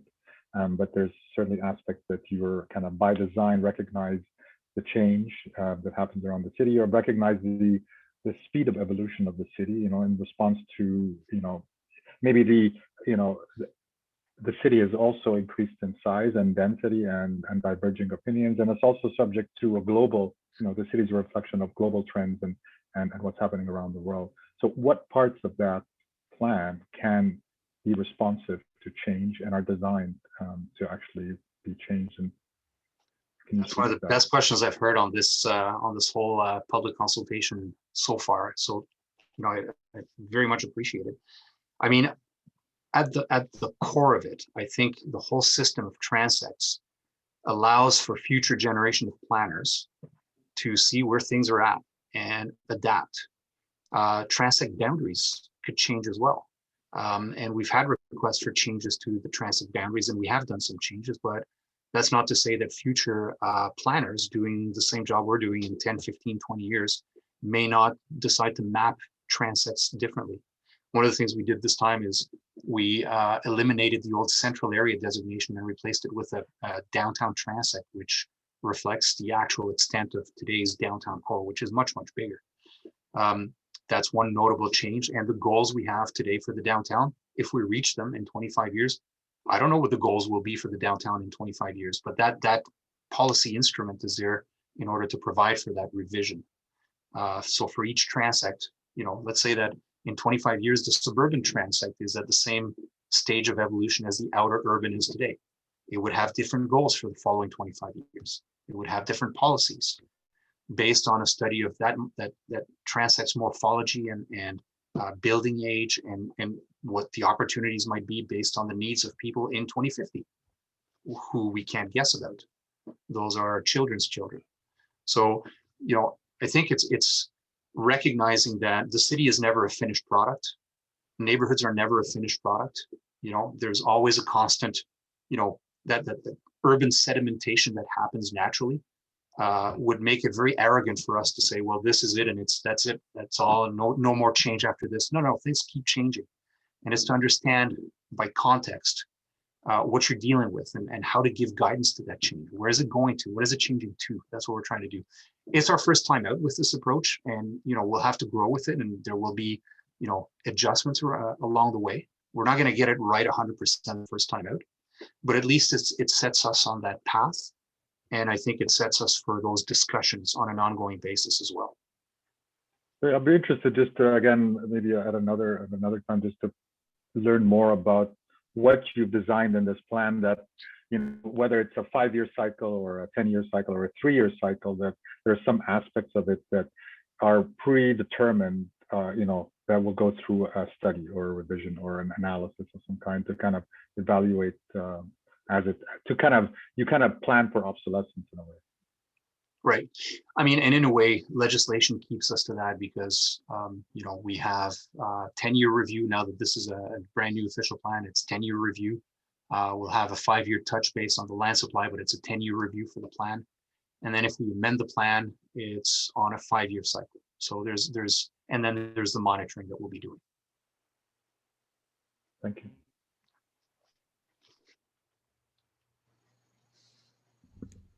All right, thank you so much, Mohammed. Thank you, Alain. And we will go to Shannon Bassett. Thanks for the presentation. Just to kind of build on what Mohammed and Carolyn were asking about maintaining characters of older neighborhoods. You know, one of the questions I have, and again, I'm in the glebe, but I see a lot of intensification happening. An extreme example was like what was the historic Charlotte Whitten, I believe, house on Renfrew, that the property owners bought it with they stated they were going to keep it, and then, you know, let it rot and then bulldozed it and maxed like a 3-story volume that is effectively blocked, you know, the people's views into Central Park. And so, you know, and that's just one example. So I guess my question is, like, at what point is there a need for like a historic overlay of the kind of historic neighborhood fabric in a neighborhood like the glebe, because it's going to arguably continue to be intensified. And in terms of, like, you know, suburban, I also see like these newer interventions having garages like on the front of them. And then the second question is more along the lines of question I've asked before, but in terms of like the green infrastructure, you know, what are opportunities, you know, and this is an alignment with some of the, I guess, the things that Tone Dreesen has been doing in terms of like federal government procurement, kind of pushing for a more competition, design excellence. What are the opportunities that you've looked into that maybe some of the public park design could be kind of best practices or design excellence instead of status quo? I mean, and again, for green infrastructure, that might be best practices and performative green infrastructure, mitigating needs for culverts. So those are my 2 questions or comments. Mm-hmm. Yeah, no, thanks for that. I mean, I think on your first one, you know, for such a young city, we have a long history of heartbreaks of very beautiful buildings that get torn down and get replaced. You know, it was happening in the 19th century, it was happening in the 20th century. I mean, if you look at old pictures of Ottawa, a lot of streets are not recognizable today. And that's just, you know, the normal process of urbanization. I think what happened in the 20th century especially is that in addition to that process, we also had modernist and brutalist architecture that was very devoid of ornamentation, very devoid of the architectural aesthetic that people usually associate with, you know, grand cities, elegant streetscapes, and the kind of things that you would want to conserve. So the whole discussion of architecture and architectural style is one that we tackled. We tackled it in a couple of places in the official plan. We're tackling it in the glebe, interestingly enough, we're about to put in a secondary plan that will talk about architectural style. But leaving that aside, again, concentrating on urban form, we hope that the policy focus that we put on urban form at least will get you buildings that are of an architectural language that is common to the neighborhood you're in. And that's what we're trying to get at. So if you're talking about, you know, you're in the glebe and you're seeing an infill with a garage in the front that looks like it belongs in the burbs, it does belong in the burbs. It doesn't belong in the glebe. In the glebe, you should be building differently, and that's not where you put your garage, and that's not where you put your driveway. And we want that to be clear. And we want the industry to be clear on that. They need to play ball with us on that. Yeah, I mean, I've lived in Boston and even Tampa, which you wouldn't think would have an historical overlay, but you know, there was an older district that had an historical district overlay and a historic commission or an urban design review panel. So I just feel like to save these neighborhoods while we still can, I think that there needs to be other, you know, structure in place to save these while we can, and to somewhat balance the intensification that's happening, because as in the example of that historic cottage, it's going to be gone. Right. I mean, we do have a heritage section, and they're very busy going through the evaluation that they do of districts and buildings. And in some cases, yeah, what the city would do is like create a heritage conservation district or designate a building under the Heritage Act. But that's when the focus is on keeping something. And under the Heritage Act, there's reasons why you would keep something. And that's a blunt instrument too, because you're basically telling a property owner, you got to keep what you got. You can't, or there's only a limited number of things that you can do. On the other hand, if you don't have a heritage district, what we're saying is there should still be rules that say, if you're going to replace something, or if you're going to add to something, how is it going to fit? How is it going to, is it going to be integrated into the context where it's at? And again, there can be different answers for different streets and different neighborhoods, but at the basis, it's not that complicated. Are you doing a building that is of the same typology, of the same, I'm not sure how to pick a word here, but the same type of setup as what you see around you? Or is it a foreign object? Is it a foreign element, right? And one of the biggest, places where we start to see that is, well, are you putting a suburban thing into an urban place? That's the first thing that sticks out like a sore thumb. So enough of that. Let's just start with the basics. We'll be successful as a city if we land well on that. Doesn't mean no development. It means development that is fitting the context, and then you can develop. And then we get into the urban aesthetics, the urban design, and how you clad a building, how you ornament a building, there's a number of things that other jurisdictions are doing that we can keep learning from, and I think we should continue to look at least improve. But I get exactly what you're saying. And there's also ways you can give homeowners incentives to do like adaptive reuse or to preservation, right? Because, arguably people want to live in historic districts, not in suburbs. I mean, that's kind of a general comment, but I think that people who do live in the center core are attracted to the older kind of fabric of these neighborhoods. Right, and it's a two-way street. People who live in the suburbs don't want something that's a foreign object either.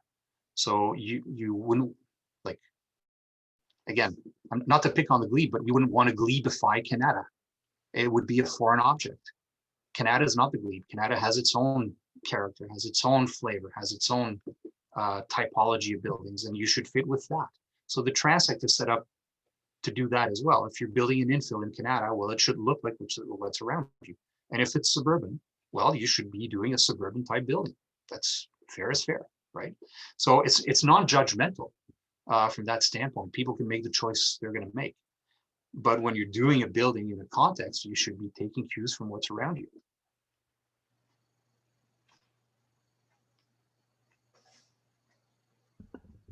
Yes, sorry. The second part of the question was what I've asked other times in terms of, the green infrastructure in the official plan.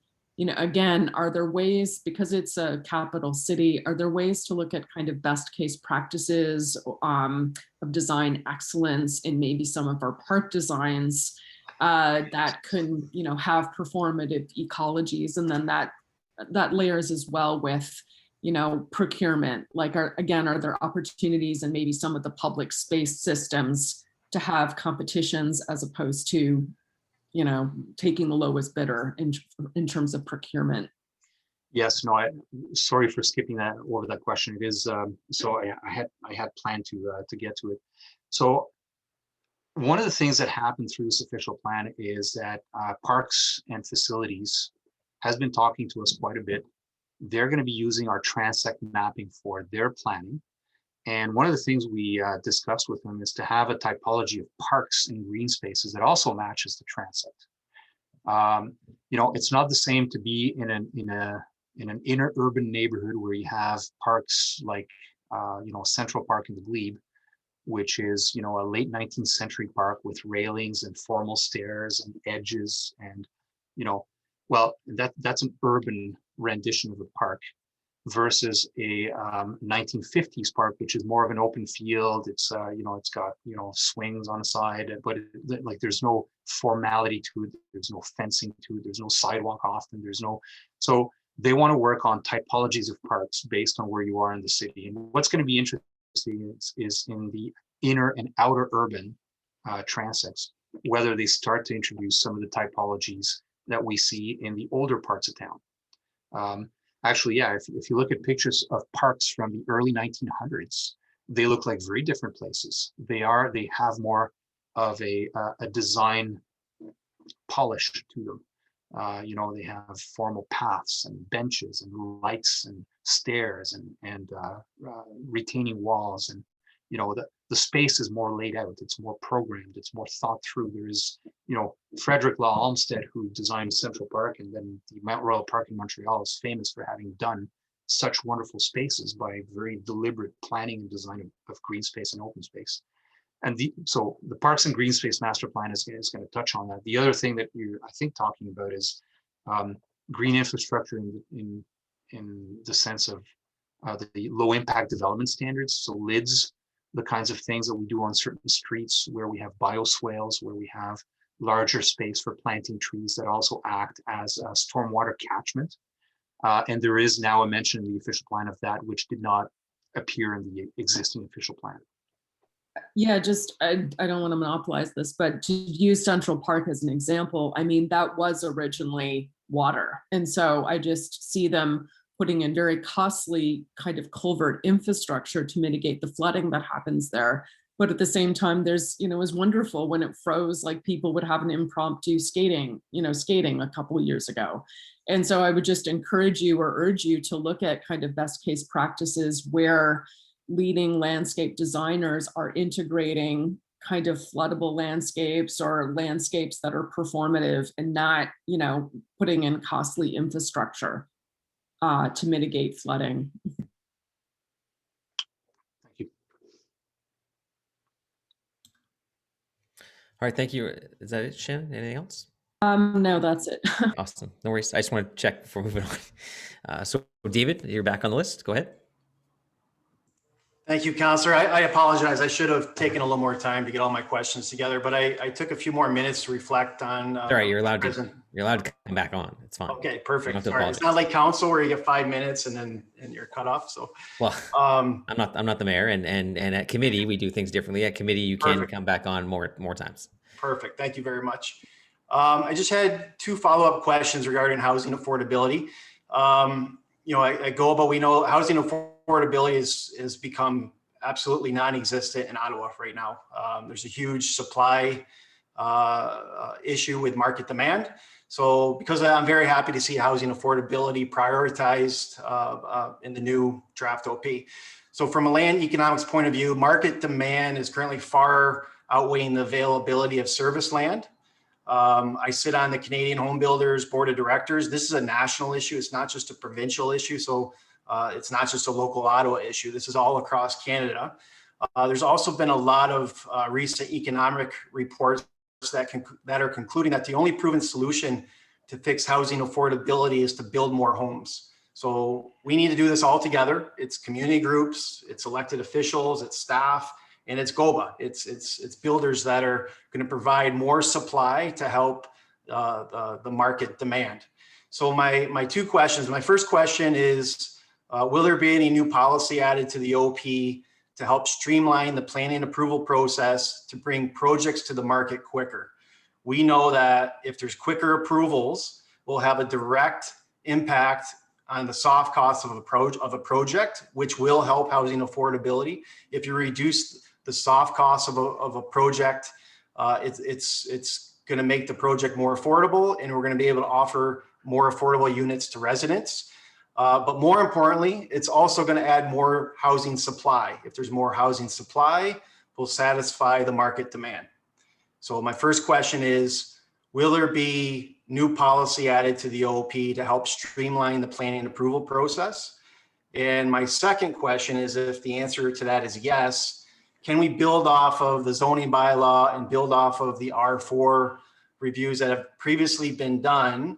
And can Ottawa ever achieve an as of right site plan exempt 613 flat?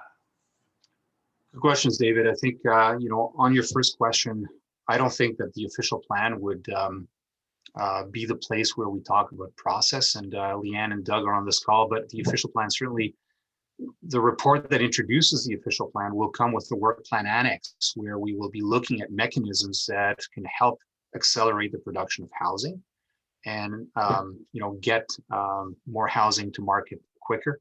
It's not an official plan policy, it's a procedural matter. And those will be part of the package. So to your second question, again, the answer is yes, we want to get ourselves to the stage where 613 flat is available just upon a building permit as of right. Again, that's not the official plan that's going to do that, but procedurally what we want to do is to get them footprinted, which is the program that's used typically by our building code services in suburban contexts, where let's say developer X has like 5 models of townhouse. Well, they footprint each of the 5 models. And if their subdivision of 900 lots has, okay, I've got 200 of model A, 200 of model B, 300 of model C, et cetera, et cetera. Well, it's footprinted. So you just get 1 permit for each model and then you're good to go.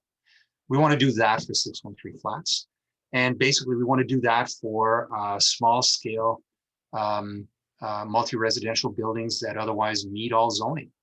And where we do want to reduce red tape as much as possible. So I don't have precise details of how that's going to be done, but it's very much in our minds because, as you said, it is a concern that we have as well to make sure we're taking roadblocks out of housing production.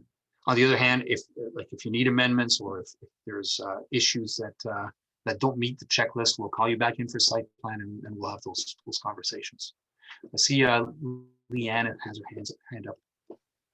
Thanks, Elaine. I think it's a really good issue that David's raised. I just want to make a quick comment on it. We've certainly been having discussions that I think maybe part of the policy would be considering increasing our thresholds for site plan. So it would be encouraging more sites to go through that could be exempt from site plan, as Elaine had mentioned, in terms of getting to more as of right builds. So I think there could be some policy statements that we've been sort of considering and discussing that, as David has talked to us about previously, just with respect to trying to encourage more of those infill builders to do so with our levels of intensification.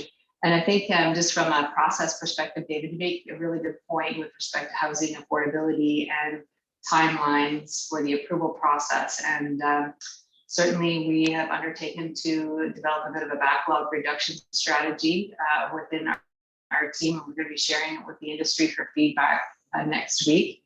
And we've been able to get approvals for 5 temporary planners to be added immediately to development review to try and help with that backlog that we're currently experiencing. So I'm really glad you raised the question. Thank you. Well, thank you to both, and I'll to both of you, and I'll also share from the Canadian home builders. They're going to be giving I'll be receiving in the next 2 months a guide to what you can provide to municipalities to help with the approval process. And you guys are actually doing majority of what the Canadian home builders are recommending. So if you're open to that, I'm happy to share it with you guys when I receive it. And I think you're already going down the right path. There's no doubt about that. And I hope you're saying that to the Canadian Home Builders Association. I hope you're I'm speaking about what you guys are doing. So I'm happy to share that with anyone that wants to see it, frankly, because housing affordability affects all of us. It affects our children. And we've drawn a line in the sand and we said, this is how much land supply is coming in this official plan. Let's turn the page. We're moving on. So now we have to say, how can we get more service land ready to offer more housing choice and to achieve intensification targets and every other goal that's put forward in the OP. So thank you, both you, fantastic responses. I'm happy to hear that.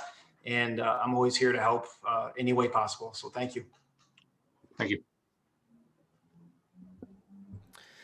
Thank you, David. I will say, oh, there he is there. So I was talking to Jeff during the meeting. He said, Jeff Leeper is here, of course. I mentioned that earlier. He would like to jump in, but he wanted to respect the members of the committee prior to doing so. So go ahead, Jeff. Thanks, Scott. So I guess the biggest question for me in the new OP, and especially with the what we heard report having come out now, is for the R1 neighborhoods. The density requirements of the previous version of the official plan, I think, would have led to probably a requirement for things like semi-detached in currently R1 neighborhoods. But I'm just wondering where you see the policies of the OP leading with respect to R1 neighborhoods, particularly in the inner urban neighborhoods.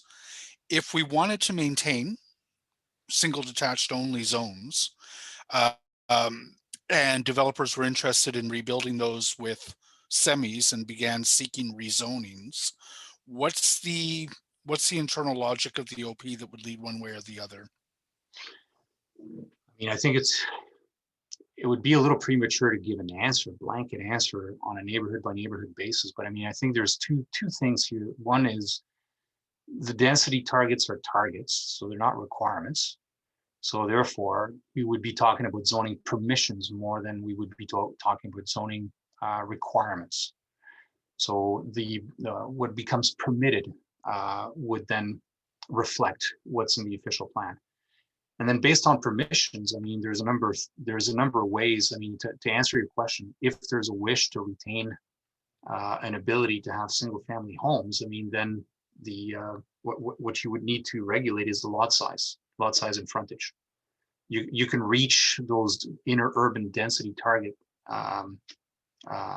brackets with single family homes if you have a lot size that adds to that math. So there's a lot of different ways to get there. Again, what we want to concentrate on is form, building form, and the elements of streetscape that define neighborhoods. I cannot help but think that the pressure is going to be on during the comprehensive zoning bylaw review to follow for neighborhoods like Civic Hospital, where there's a significant swath of R1 zoning, or McKellar Park, where there's a really significant swath of R1 zoning. And I have to imagine that the developers are going to want to argue for an upzoning to allow semi-detached at least. And I wonder what the policies are of the official plan if council were to determine that it wanted to maintain that single detached. You know, what could we lean on in the OP to justify maintaining that zoning? Okay, so a couple of things. One is, as you may have seen, I don't know if you've noticed, but as you may have seen, we count secondary dwelling units to density. Yep. Right. And so there's a number of different ways that you can get to density.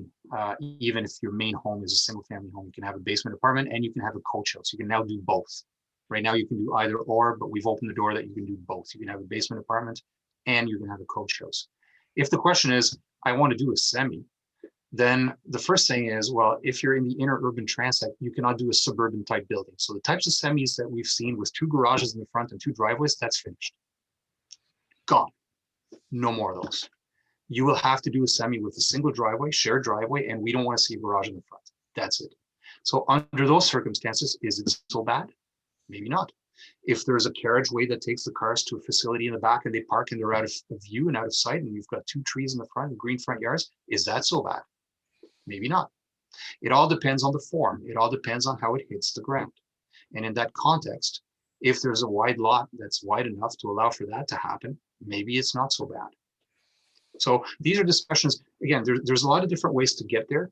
I think that the more, I guess, the low-hanging fruit here is to make sure that we don't allow things that are visibly out of context and visibly out of character, such that they would antagonize people unnecessarily about the wrong thing. The wrong thing here being density. It's not the density that's the problem often, it's how that density is designed and how it looks. And again, there's a lot of examples, be it Glebe, be it Golden Triangle, be it any number of neighborhoods, even in your ward, Councillor Leeper, where good design makes density irrelevant and invisible. And that's what we want to focus on. Okay. I'm still going to be noodling that through because some of the communities, some of the existing R1 communities are going to want to preserve single detached. That's a defining feature of their neighborhood. And we need to understand what the policy logic is of the OP for whether or not that is defensible when we go to do the comprehensive zoning bylaw review, or after the CBZL, to see whether or not there's anything defensible there, rather than sort of say, yeah, we think we can, and then have to sort of say, well, no, actually the LPAT's not going to sustain us on that because policy X, Y, and Z of the new OP enables it. And I really want to try to understand that, because I've got a good feeling we've already done R4. And I you know, the new OP is not going to change that very much. We've done the Westboro infill study with the R3, and we have a really good understanding, I think, of what R3 neighborhoods will evolve like, if it follows the pattern. But the R1 neighborhoods are still very uncertain as to what this OP means for them. So we'll continue noodling all summer. I appreciate the answer, Elaine. Thanks, Councillor. Thanks, Scott. Call me anytime if you want to talk, by the way. Yeah. No worries. Just if you could like succinctly wrap that up, is you're an R1 neighborhood. What can you expect in this OP? Like, what's your future in that R1 neighborhood? Because we've had some controversial applications in R1 neighborhoods. And I think the most recent one, most of the folks in this committee are familiar with the urban densities and the urban challenges that we've had. But one of the longest parade of delegations that we've had in recent memory was in Canada, with a simple 3-story, 12-unit building on a transit route, but in an R1 zone. Wide lot, can easily fit it, you know, meets the actual height requirements, actually was below the height cap in the community existing, did not require a height increase in the zoning. But it was an R4 application in an R1 neighborhood, and the residents lost their minds. And that's in Canada, right? So this is suburban. That's the future. And I've talked about Barrhaven many times. At the end of this boundary discussion, Barrhaven conceivably is done. It's got its northern cap, which is the Greenbelt, its western cap, which is the 416, its eastern cap, which is the river, and Barnsdale to the south, which is all prime ag south of it. So everything future in Barrhaven, even though Barrhaven, in some parts of Barrhaven, it's a higher unit per hectare count than the glebe, but in other parts, you know, you're going to see intensification in Barrhaven in the coming years. Yeah. That's how the growth will have to occur. So in those communities, what can we expect in there? Because I think the pushback in the future is going to be significant, and it's going to be tougher to implement, and it's going to be more clear once we get to the zoning piece.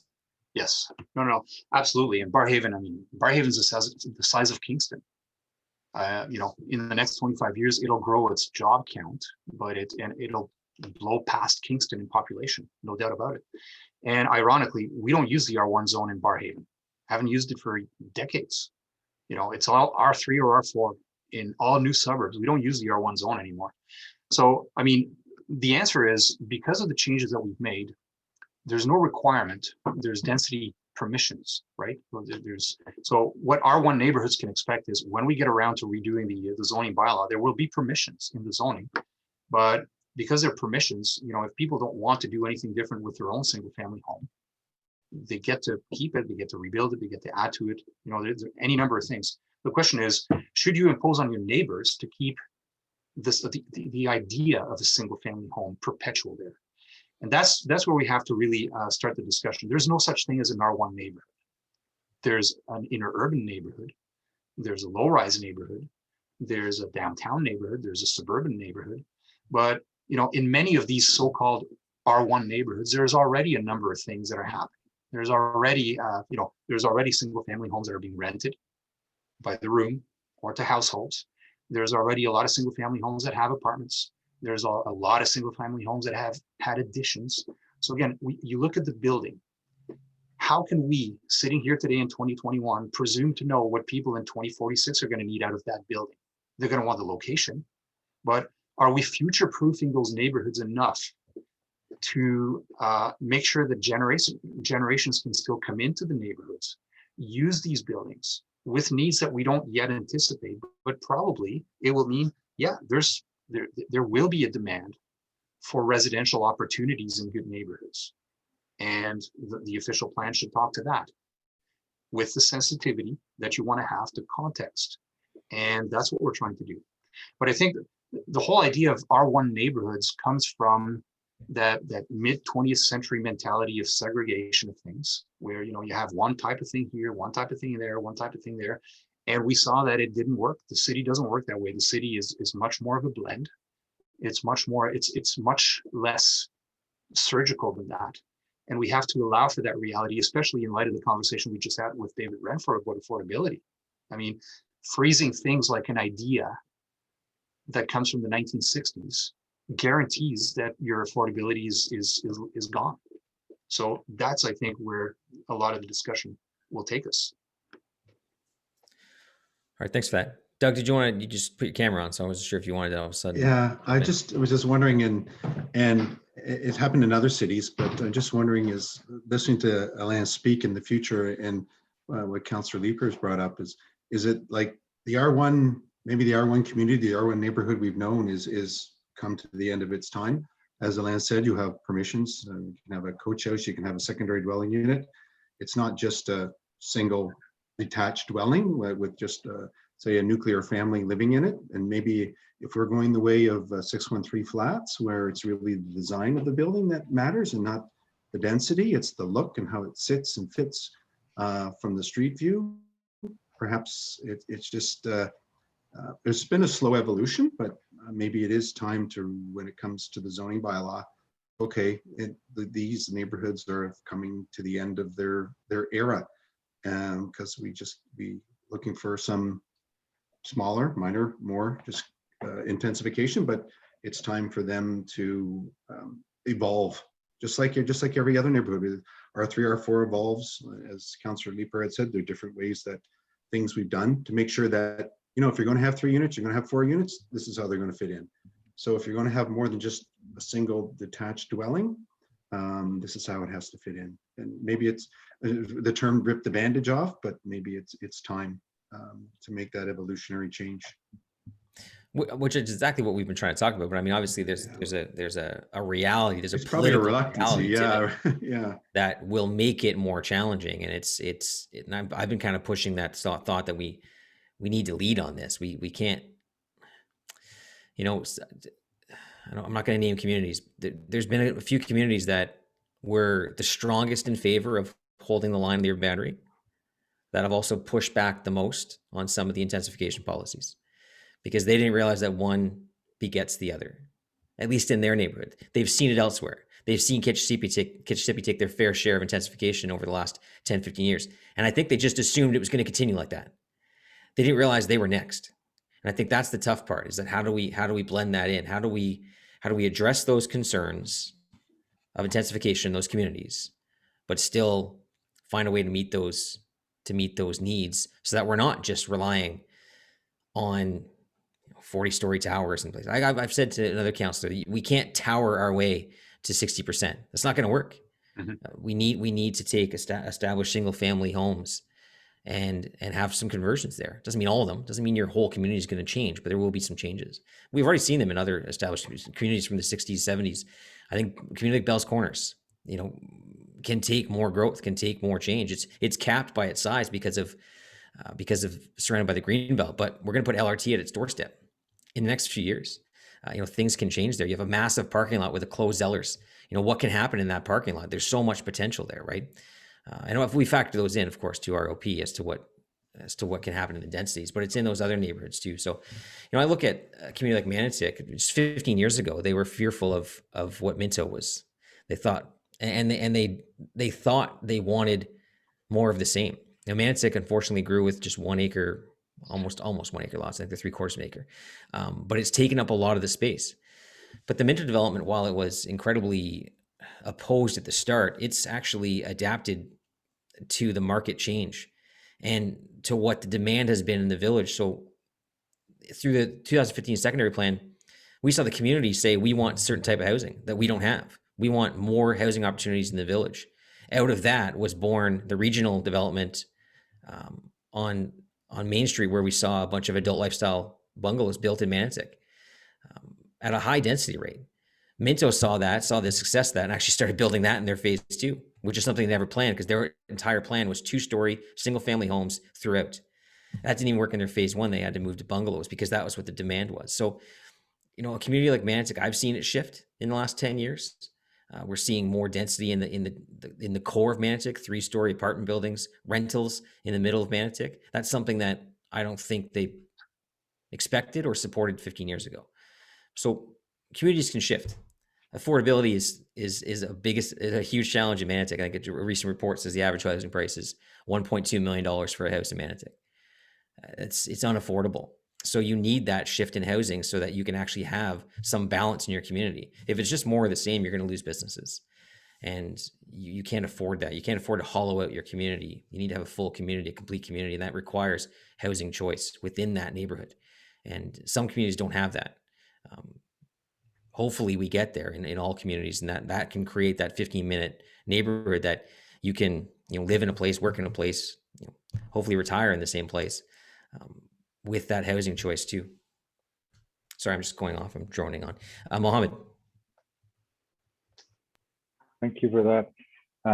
Actually, I think what you're talking about, I think brings to light kind of a comment that I wanted to bring up earlier, which is, you know, in the shift of the official plan and again, the official plan is a great document. It's really recognizing patterns and responding to them and really mapping a path forward. So it's decided that to do that, you know, the need is to look at kind of the form of a city, the form, and allow that, you know, to dictate the success and the kind of, you know, the acceptance of some of these applications that might be controversial or might not appear to be the most logical or desirable choice at the outset, but again, through careful consideration, careful design, and careful form building, they'll have a great chance to succeed and to contribute to the growth of the neighborhood and the city as a whole.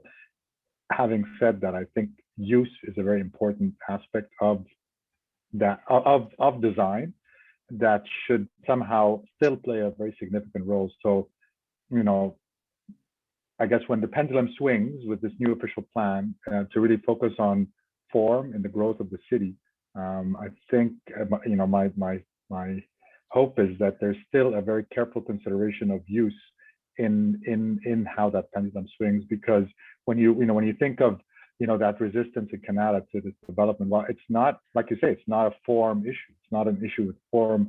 The building fits the guidelines, fits, you know, the pattern that's been established there. It's really how that building is used that the neighbors might have been responding to. So it's you kind of have to go hand in hand. You can't push one and leave the other behind. The two kind of need to work together for successful design. So I really do hope that the official plan keeps that in mind and recognizes that you can't tilt the pendulum into, you know, because then when it swings back, it'll swing back harder, and it'll kind of create more extreme kind of reaction.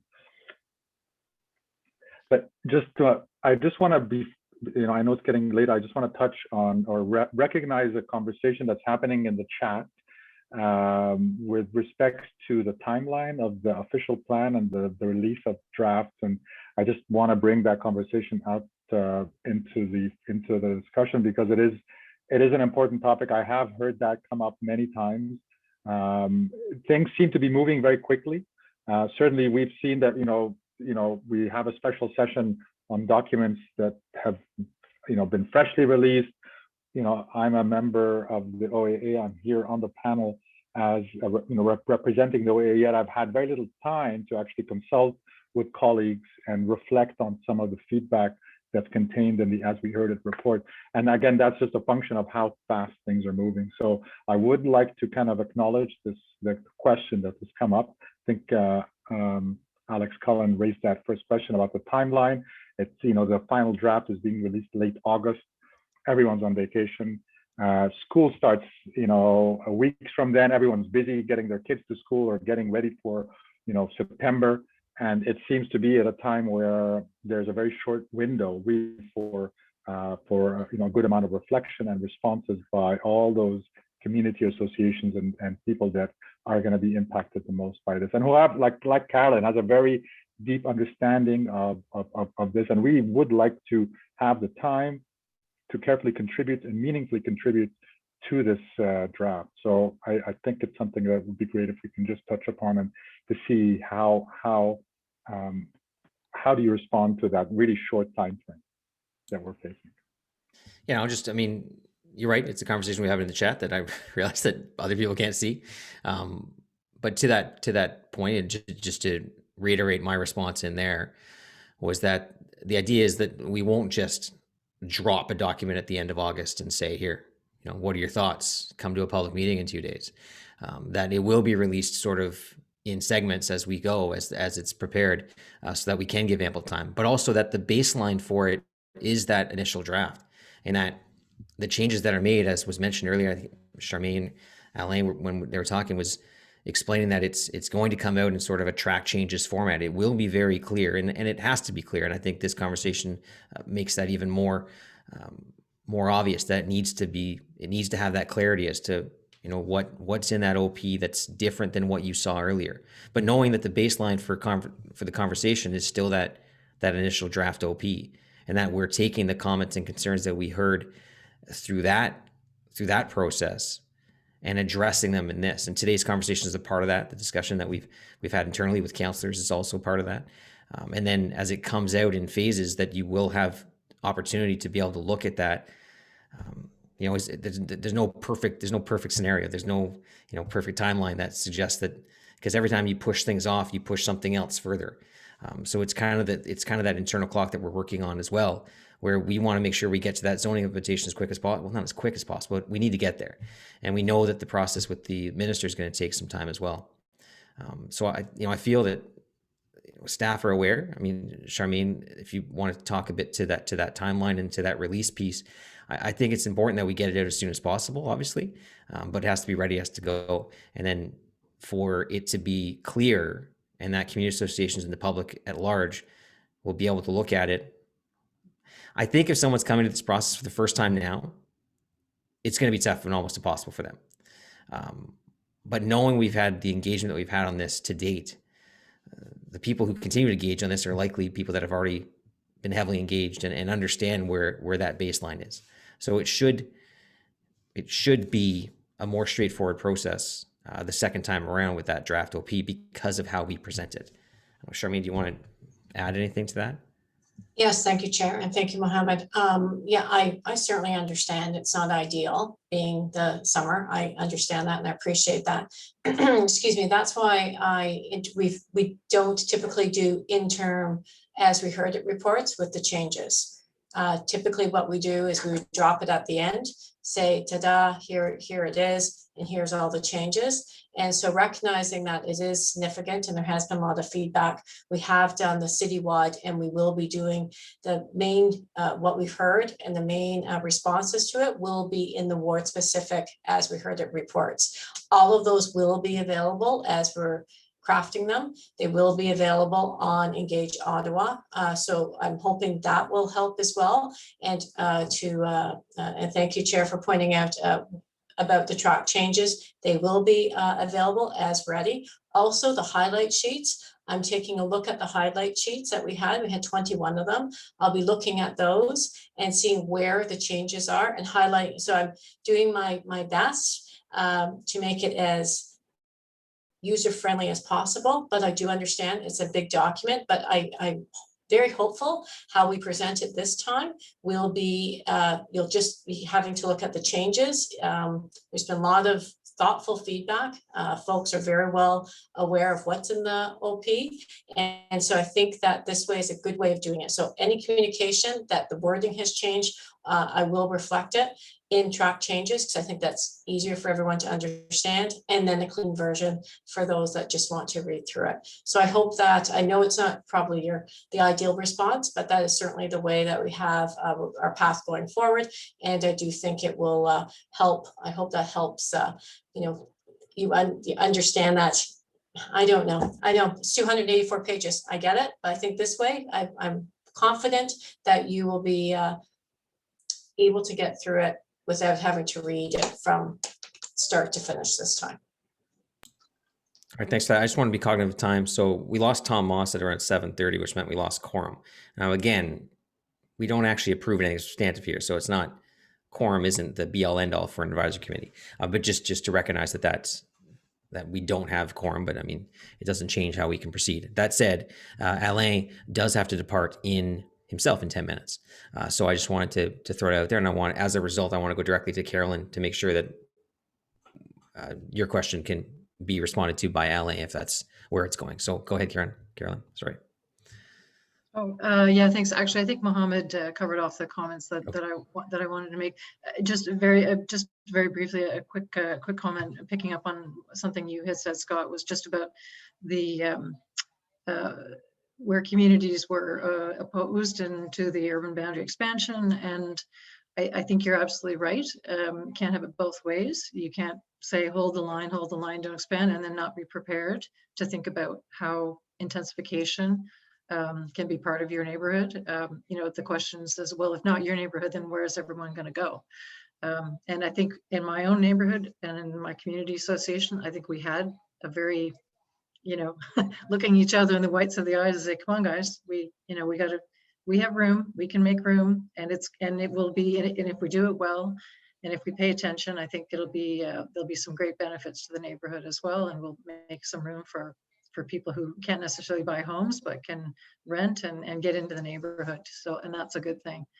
So I think it is possible. I guess I would circle back, and I'll be very brief, just to this idea of the importance of the modeling and seeing which to me is sort of the evidentiary basis for the enabling language that we put in the official plan as well. What do those numbers, what does the math tell us about what we need to do? Because if it's not going to go into, if you're trying to make the case for why you should be limiting something in your neighborhood, everyone needs to have the big picture of how the whole picture has to fit together.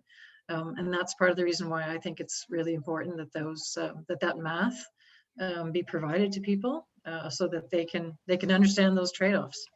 And if you want to push people outside the boundary, then we're going to have 400,000 more drivers, and that's just not a good thing. So exactly. I'll leave it there. Thank you very much. Exactly, Carolyn, and thanks very much, Mr. Chairman. So yeah, I mean, absolutely, and that's why we want to get the math, finalized and released.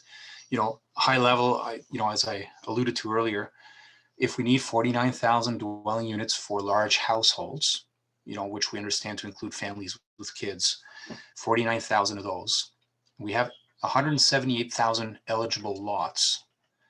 And assuming that each lot takes more than one, let's say, even if at the least each lot took two, well, that's 24,500 lots out of 178,000 that need to change.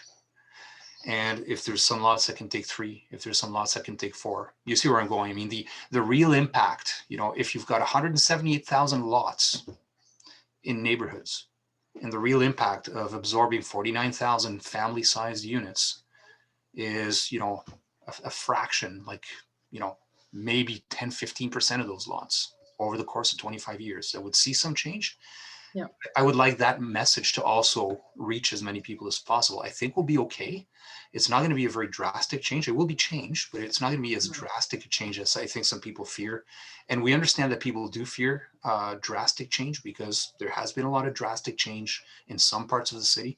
When you see a tall high-rise building being built, it is drastic change.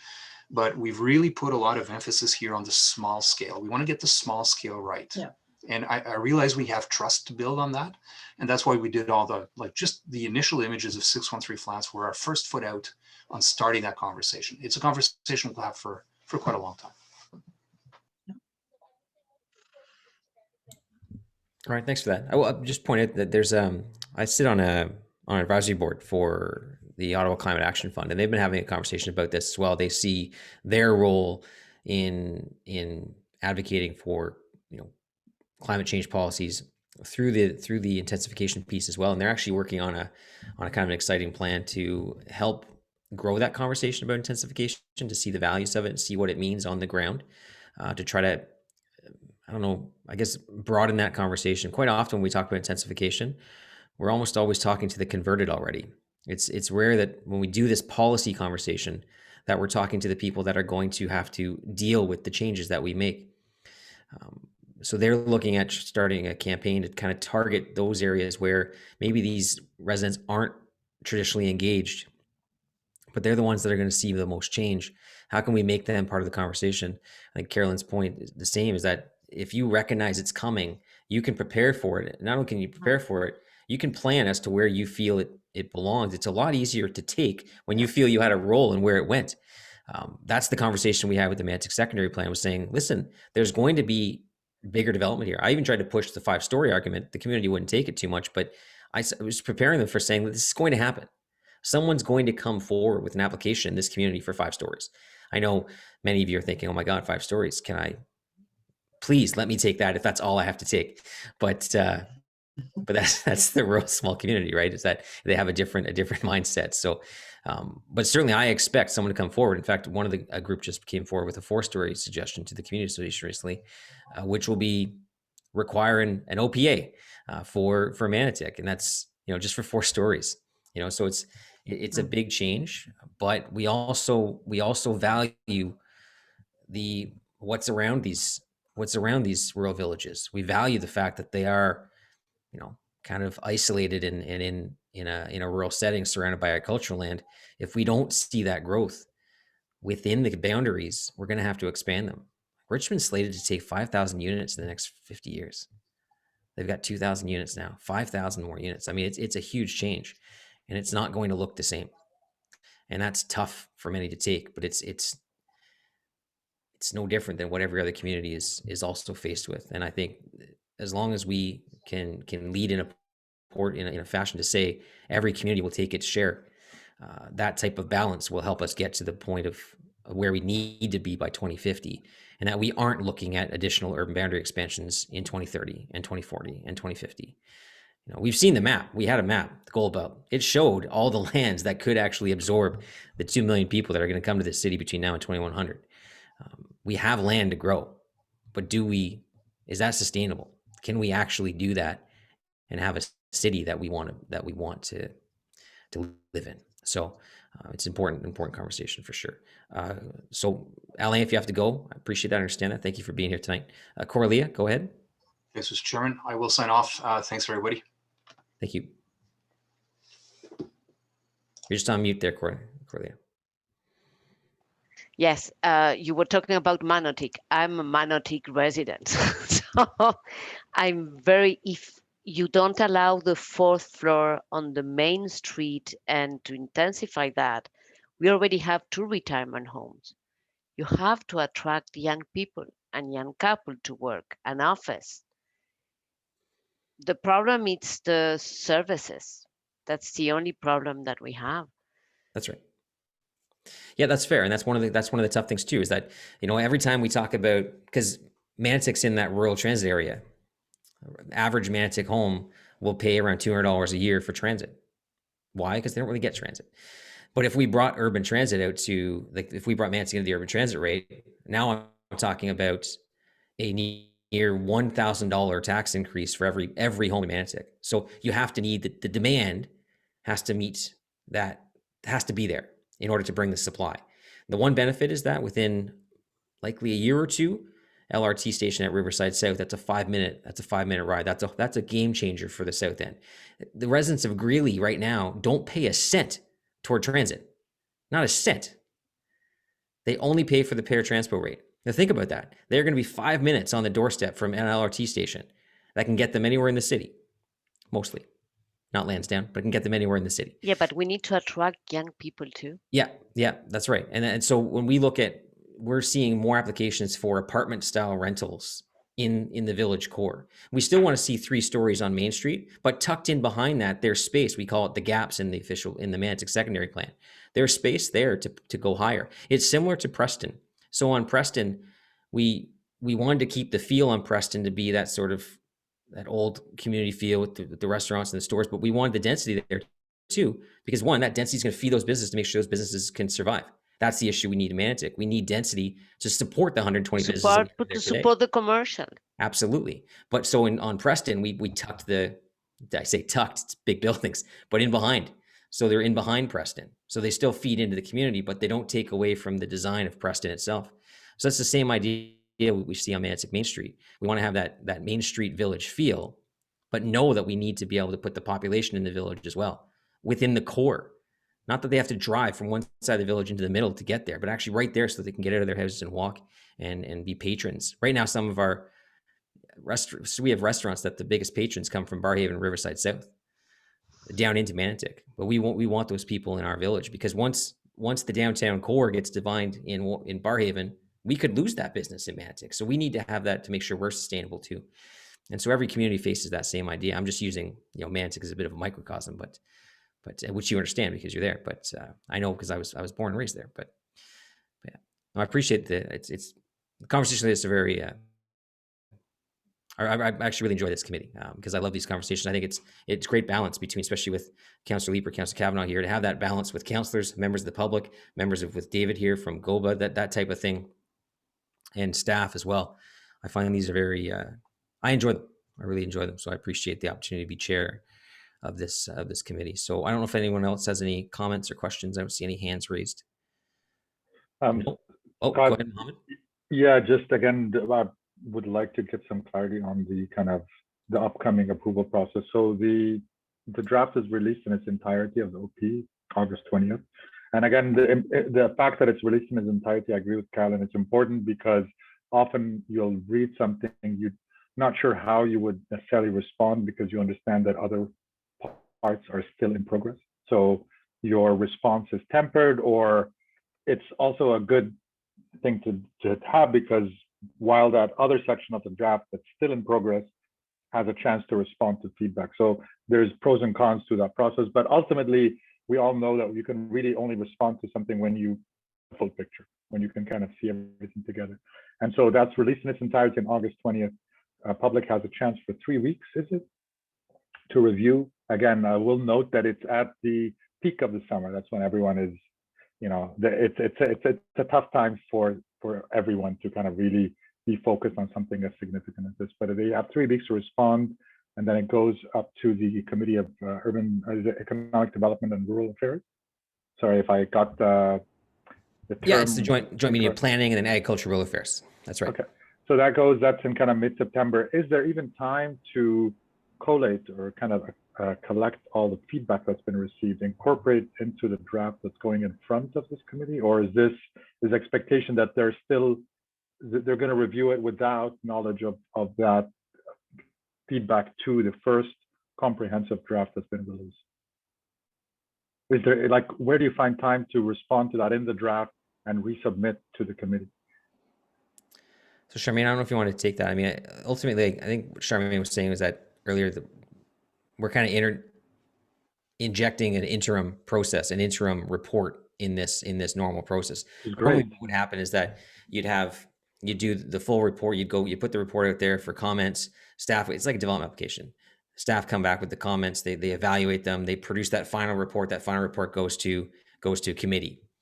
And then if there's additional comments that they happen there and things maybe can change on the floor, we've seen that before. We saw what happened in February of this year, where we saw changes on the floor of committee and council to major documents that had been worked through, right? That can still happen. Sometimes for the better, sometimes for the worse, but that can still occur. So in this case, you have this final report that the questions will come in, the comments will come in, staff will have a chance to see them. We'll have a chance to see them, hopefully members to council, and you could see that discussion and change happen. But there's not a similar second process similar to the first one. This is another step in that process where those comments will come in response to, but there won't be that second opportunity for staff to go away and embed them into a third draft kind of thing.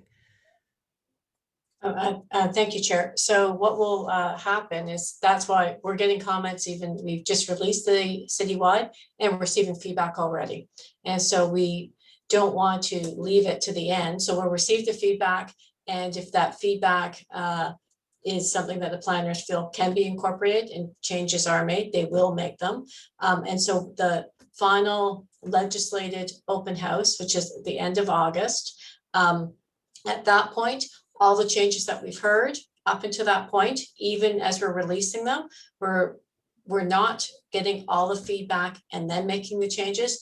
As things come in, we feed all the feedback to the planners. Every week, I give my team gives a week saying, this is what we heard this week, take it away, look at what pieces it is, where it's adapted, and makes the changes. So is it from the labor intensive? This way it takes off that labor intensive, because we're not waiting for, I didn't drop 1,500 comments on them and say, now as they come in, I give it, that's what they're looking for. And we're prepared to do this. I get it. It's summer for us as well. And so I understand that. So doing it the best that we can. When we go to the open house, the legislated meeting, it's legislated. So there's all parameters around it. At that point, we will release it. And I'm hoping prior to the legislative meeting, I'm doing it the fastest we can. And before that, we can put it out to the public. And at that meeting, they will once again saying, this was the interim as we heard it reports. And now these are additional changes that we've made, if there is any changes or the different pieces. So as we go, it's a very fluid process to ensure that we get the feedback and make the necessary changes. And then we do go to the joint committee September 13th, 14th, and 15th. And at that time, again, it's it's opportunity right up into that time. There's an opportunity to provide feedback, and also the delegations happen at those committees as well. So there, again, another opportunity at the joint committee. We have booked, it will be the 13th. We've booked extra days just in case there are delegations. Again, we take that feedback and incorporate as we go. And if there are motions that happen, generally what we do in a big document like this, if there are motions that come forward at the joint meeting, we'll hold on to those, and we won't bring those we'll bring those directly to council for a vote. We often don't vote on those at those big joint meetings. We bring them together, kind of give everyone a chance to look at them and understand them, and then we bring them to council for a vote of full council. Well, thank you for explaining the process. It's very helpful. All right. Someone else. Oh, well, Leanne had your hand up, but I think you didn't want to say anything. I did have my hand up. I just wanted to add to both what you and Charmaine have already outlined, but this is kind of the reason why that people are giving everyone the heads up notice now. I think everybody empathizes with the timing in the summer, but it's hopeful that people will mark their calendars now that you've got a month's of notice that the next draft is coming, for people to pay attention to it when it does come. And Chair, I was also just going to indicate from the last OP that yes, and you outlined about the issue with the motion. So it's never over until it's over, until council approves. So there's a significant amount of time yet from the time August draft is released until council's meeting. And as I recall from the last OP that I was involved in, we were right up until the minute council started, there were changes still being made. So I just want everyone to be hopeful that staff are always paying attention to the feedback, regardless of when it comes in. Thanks. And just, can I add to that? Then it goes to the ministry when additional changes can be made by the ministry. So it's our draft approved council new official plan, but then it goes to the ministry for final approval. And that can take, I've heard between 4 and 9 months. So around 6 months. So we don't have necessarily the last say. We have what we think is a city, but then it does go to the ministry for the final approval. And there still could be changes from the ministry. The minister's a good friend of mine, so I'll be texting him any changes that you want to make, Mohammed. So, and anything I don't get that I want in the OP, I'm just going to text the minister. Hey, say, can you just slide this in here? That'd be great. Thanks. I take advantage of my relationships. Okay. Any other comments, or should I let you all go and enjoy the rest of this? What day is it? Tuesday? Is it Tuesday today? Okay, good. All right, thank you all. I appreciate our next, hold on. This is an official meeting. I can't just sit there and sign off. Notice the motion, none, inquiries, none, other business, none, adjournments. Carried? Okay. Carried. Our next meeting is scheduled for Wednesday, October 6th, 2021. So I'll see you.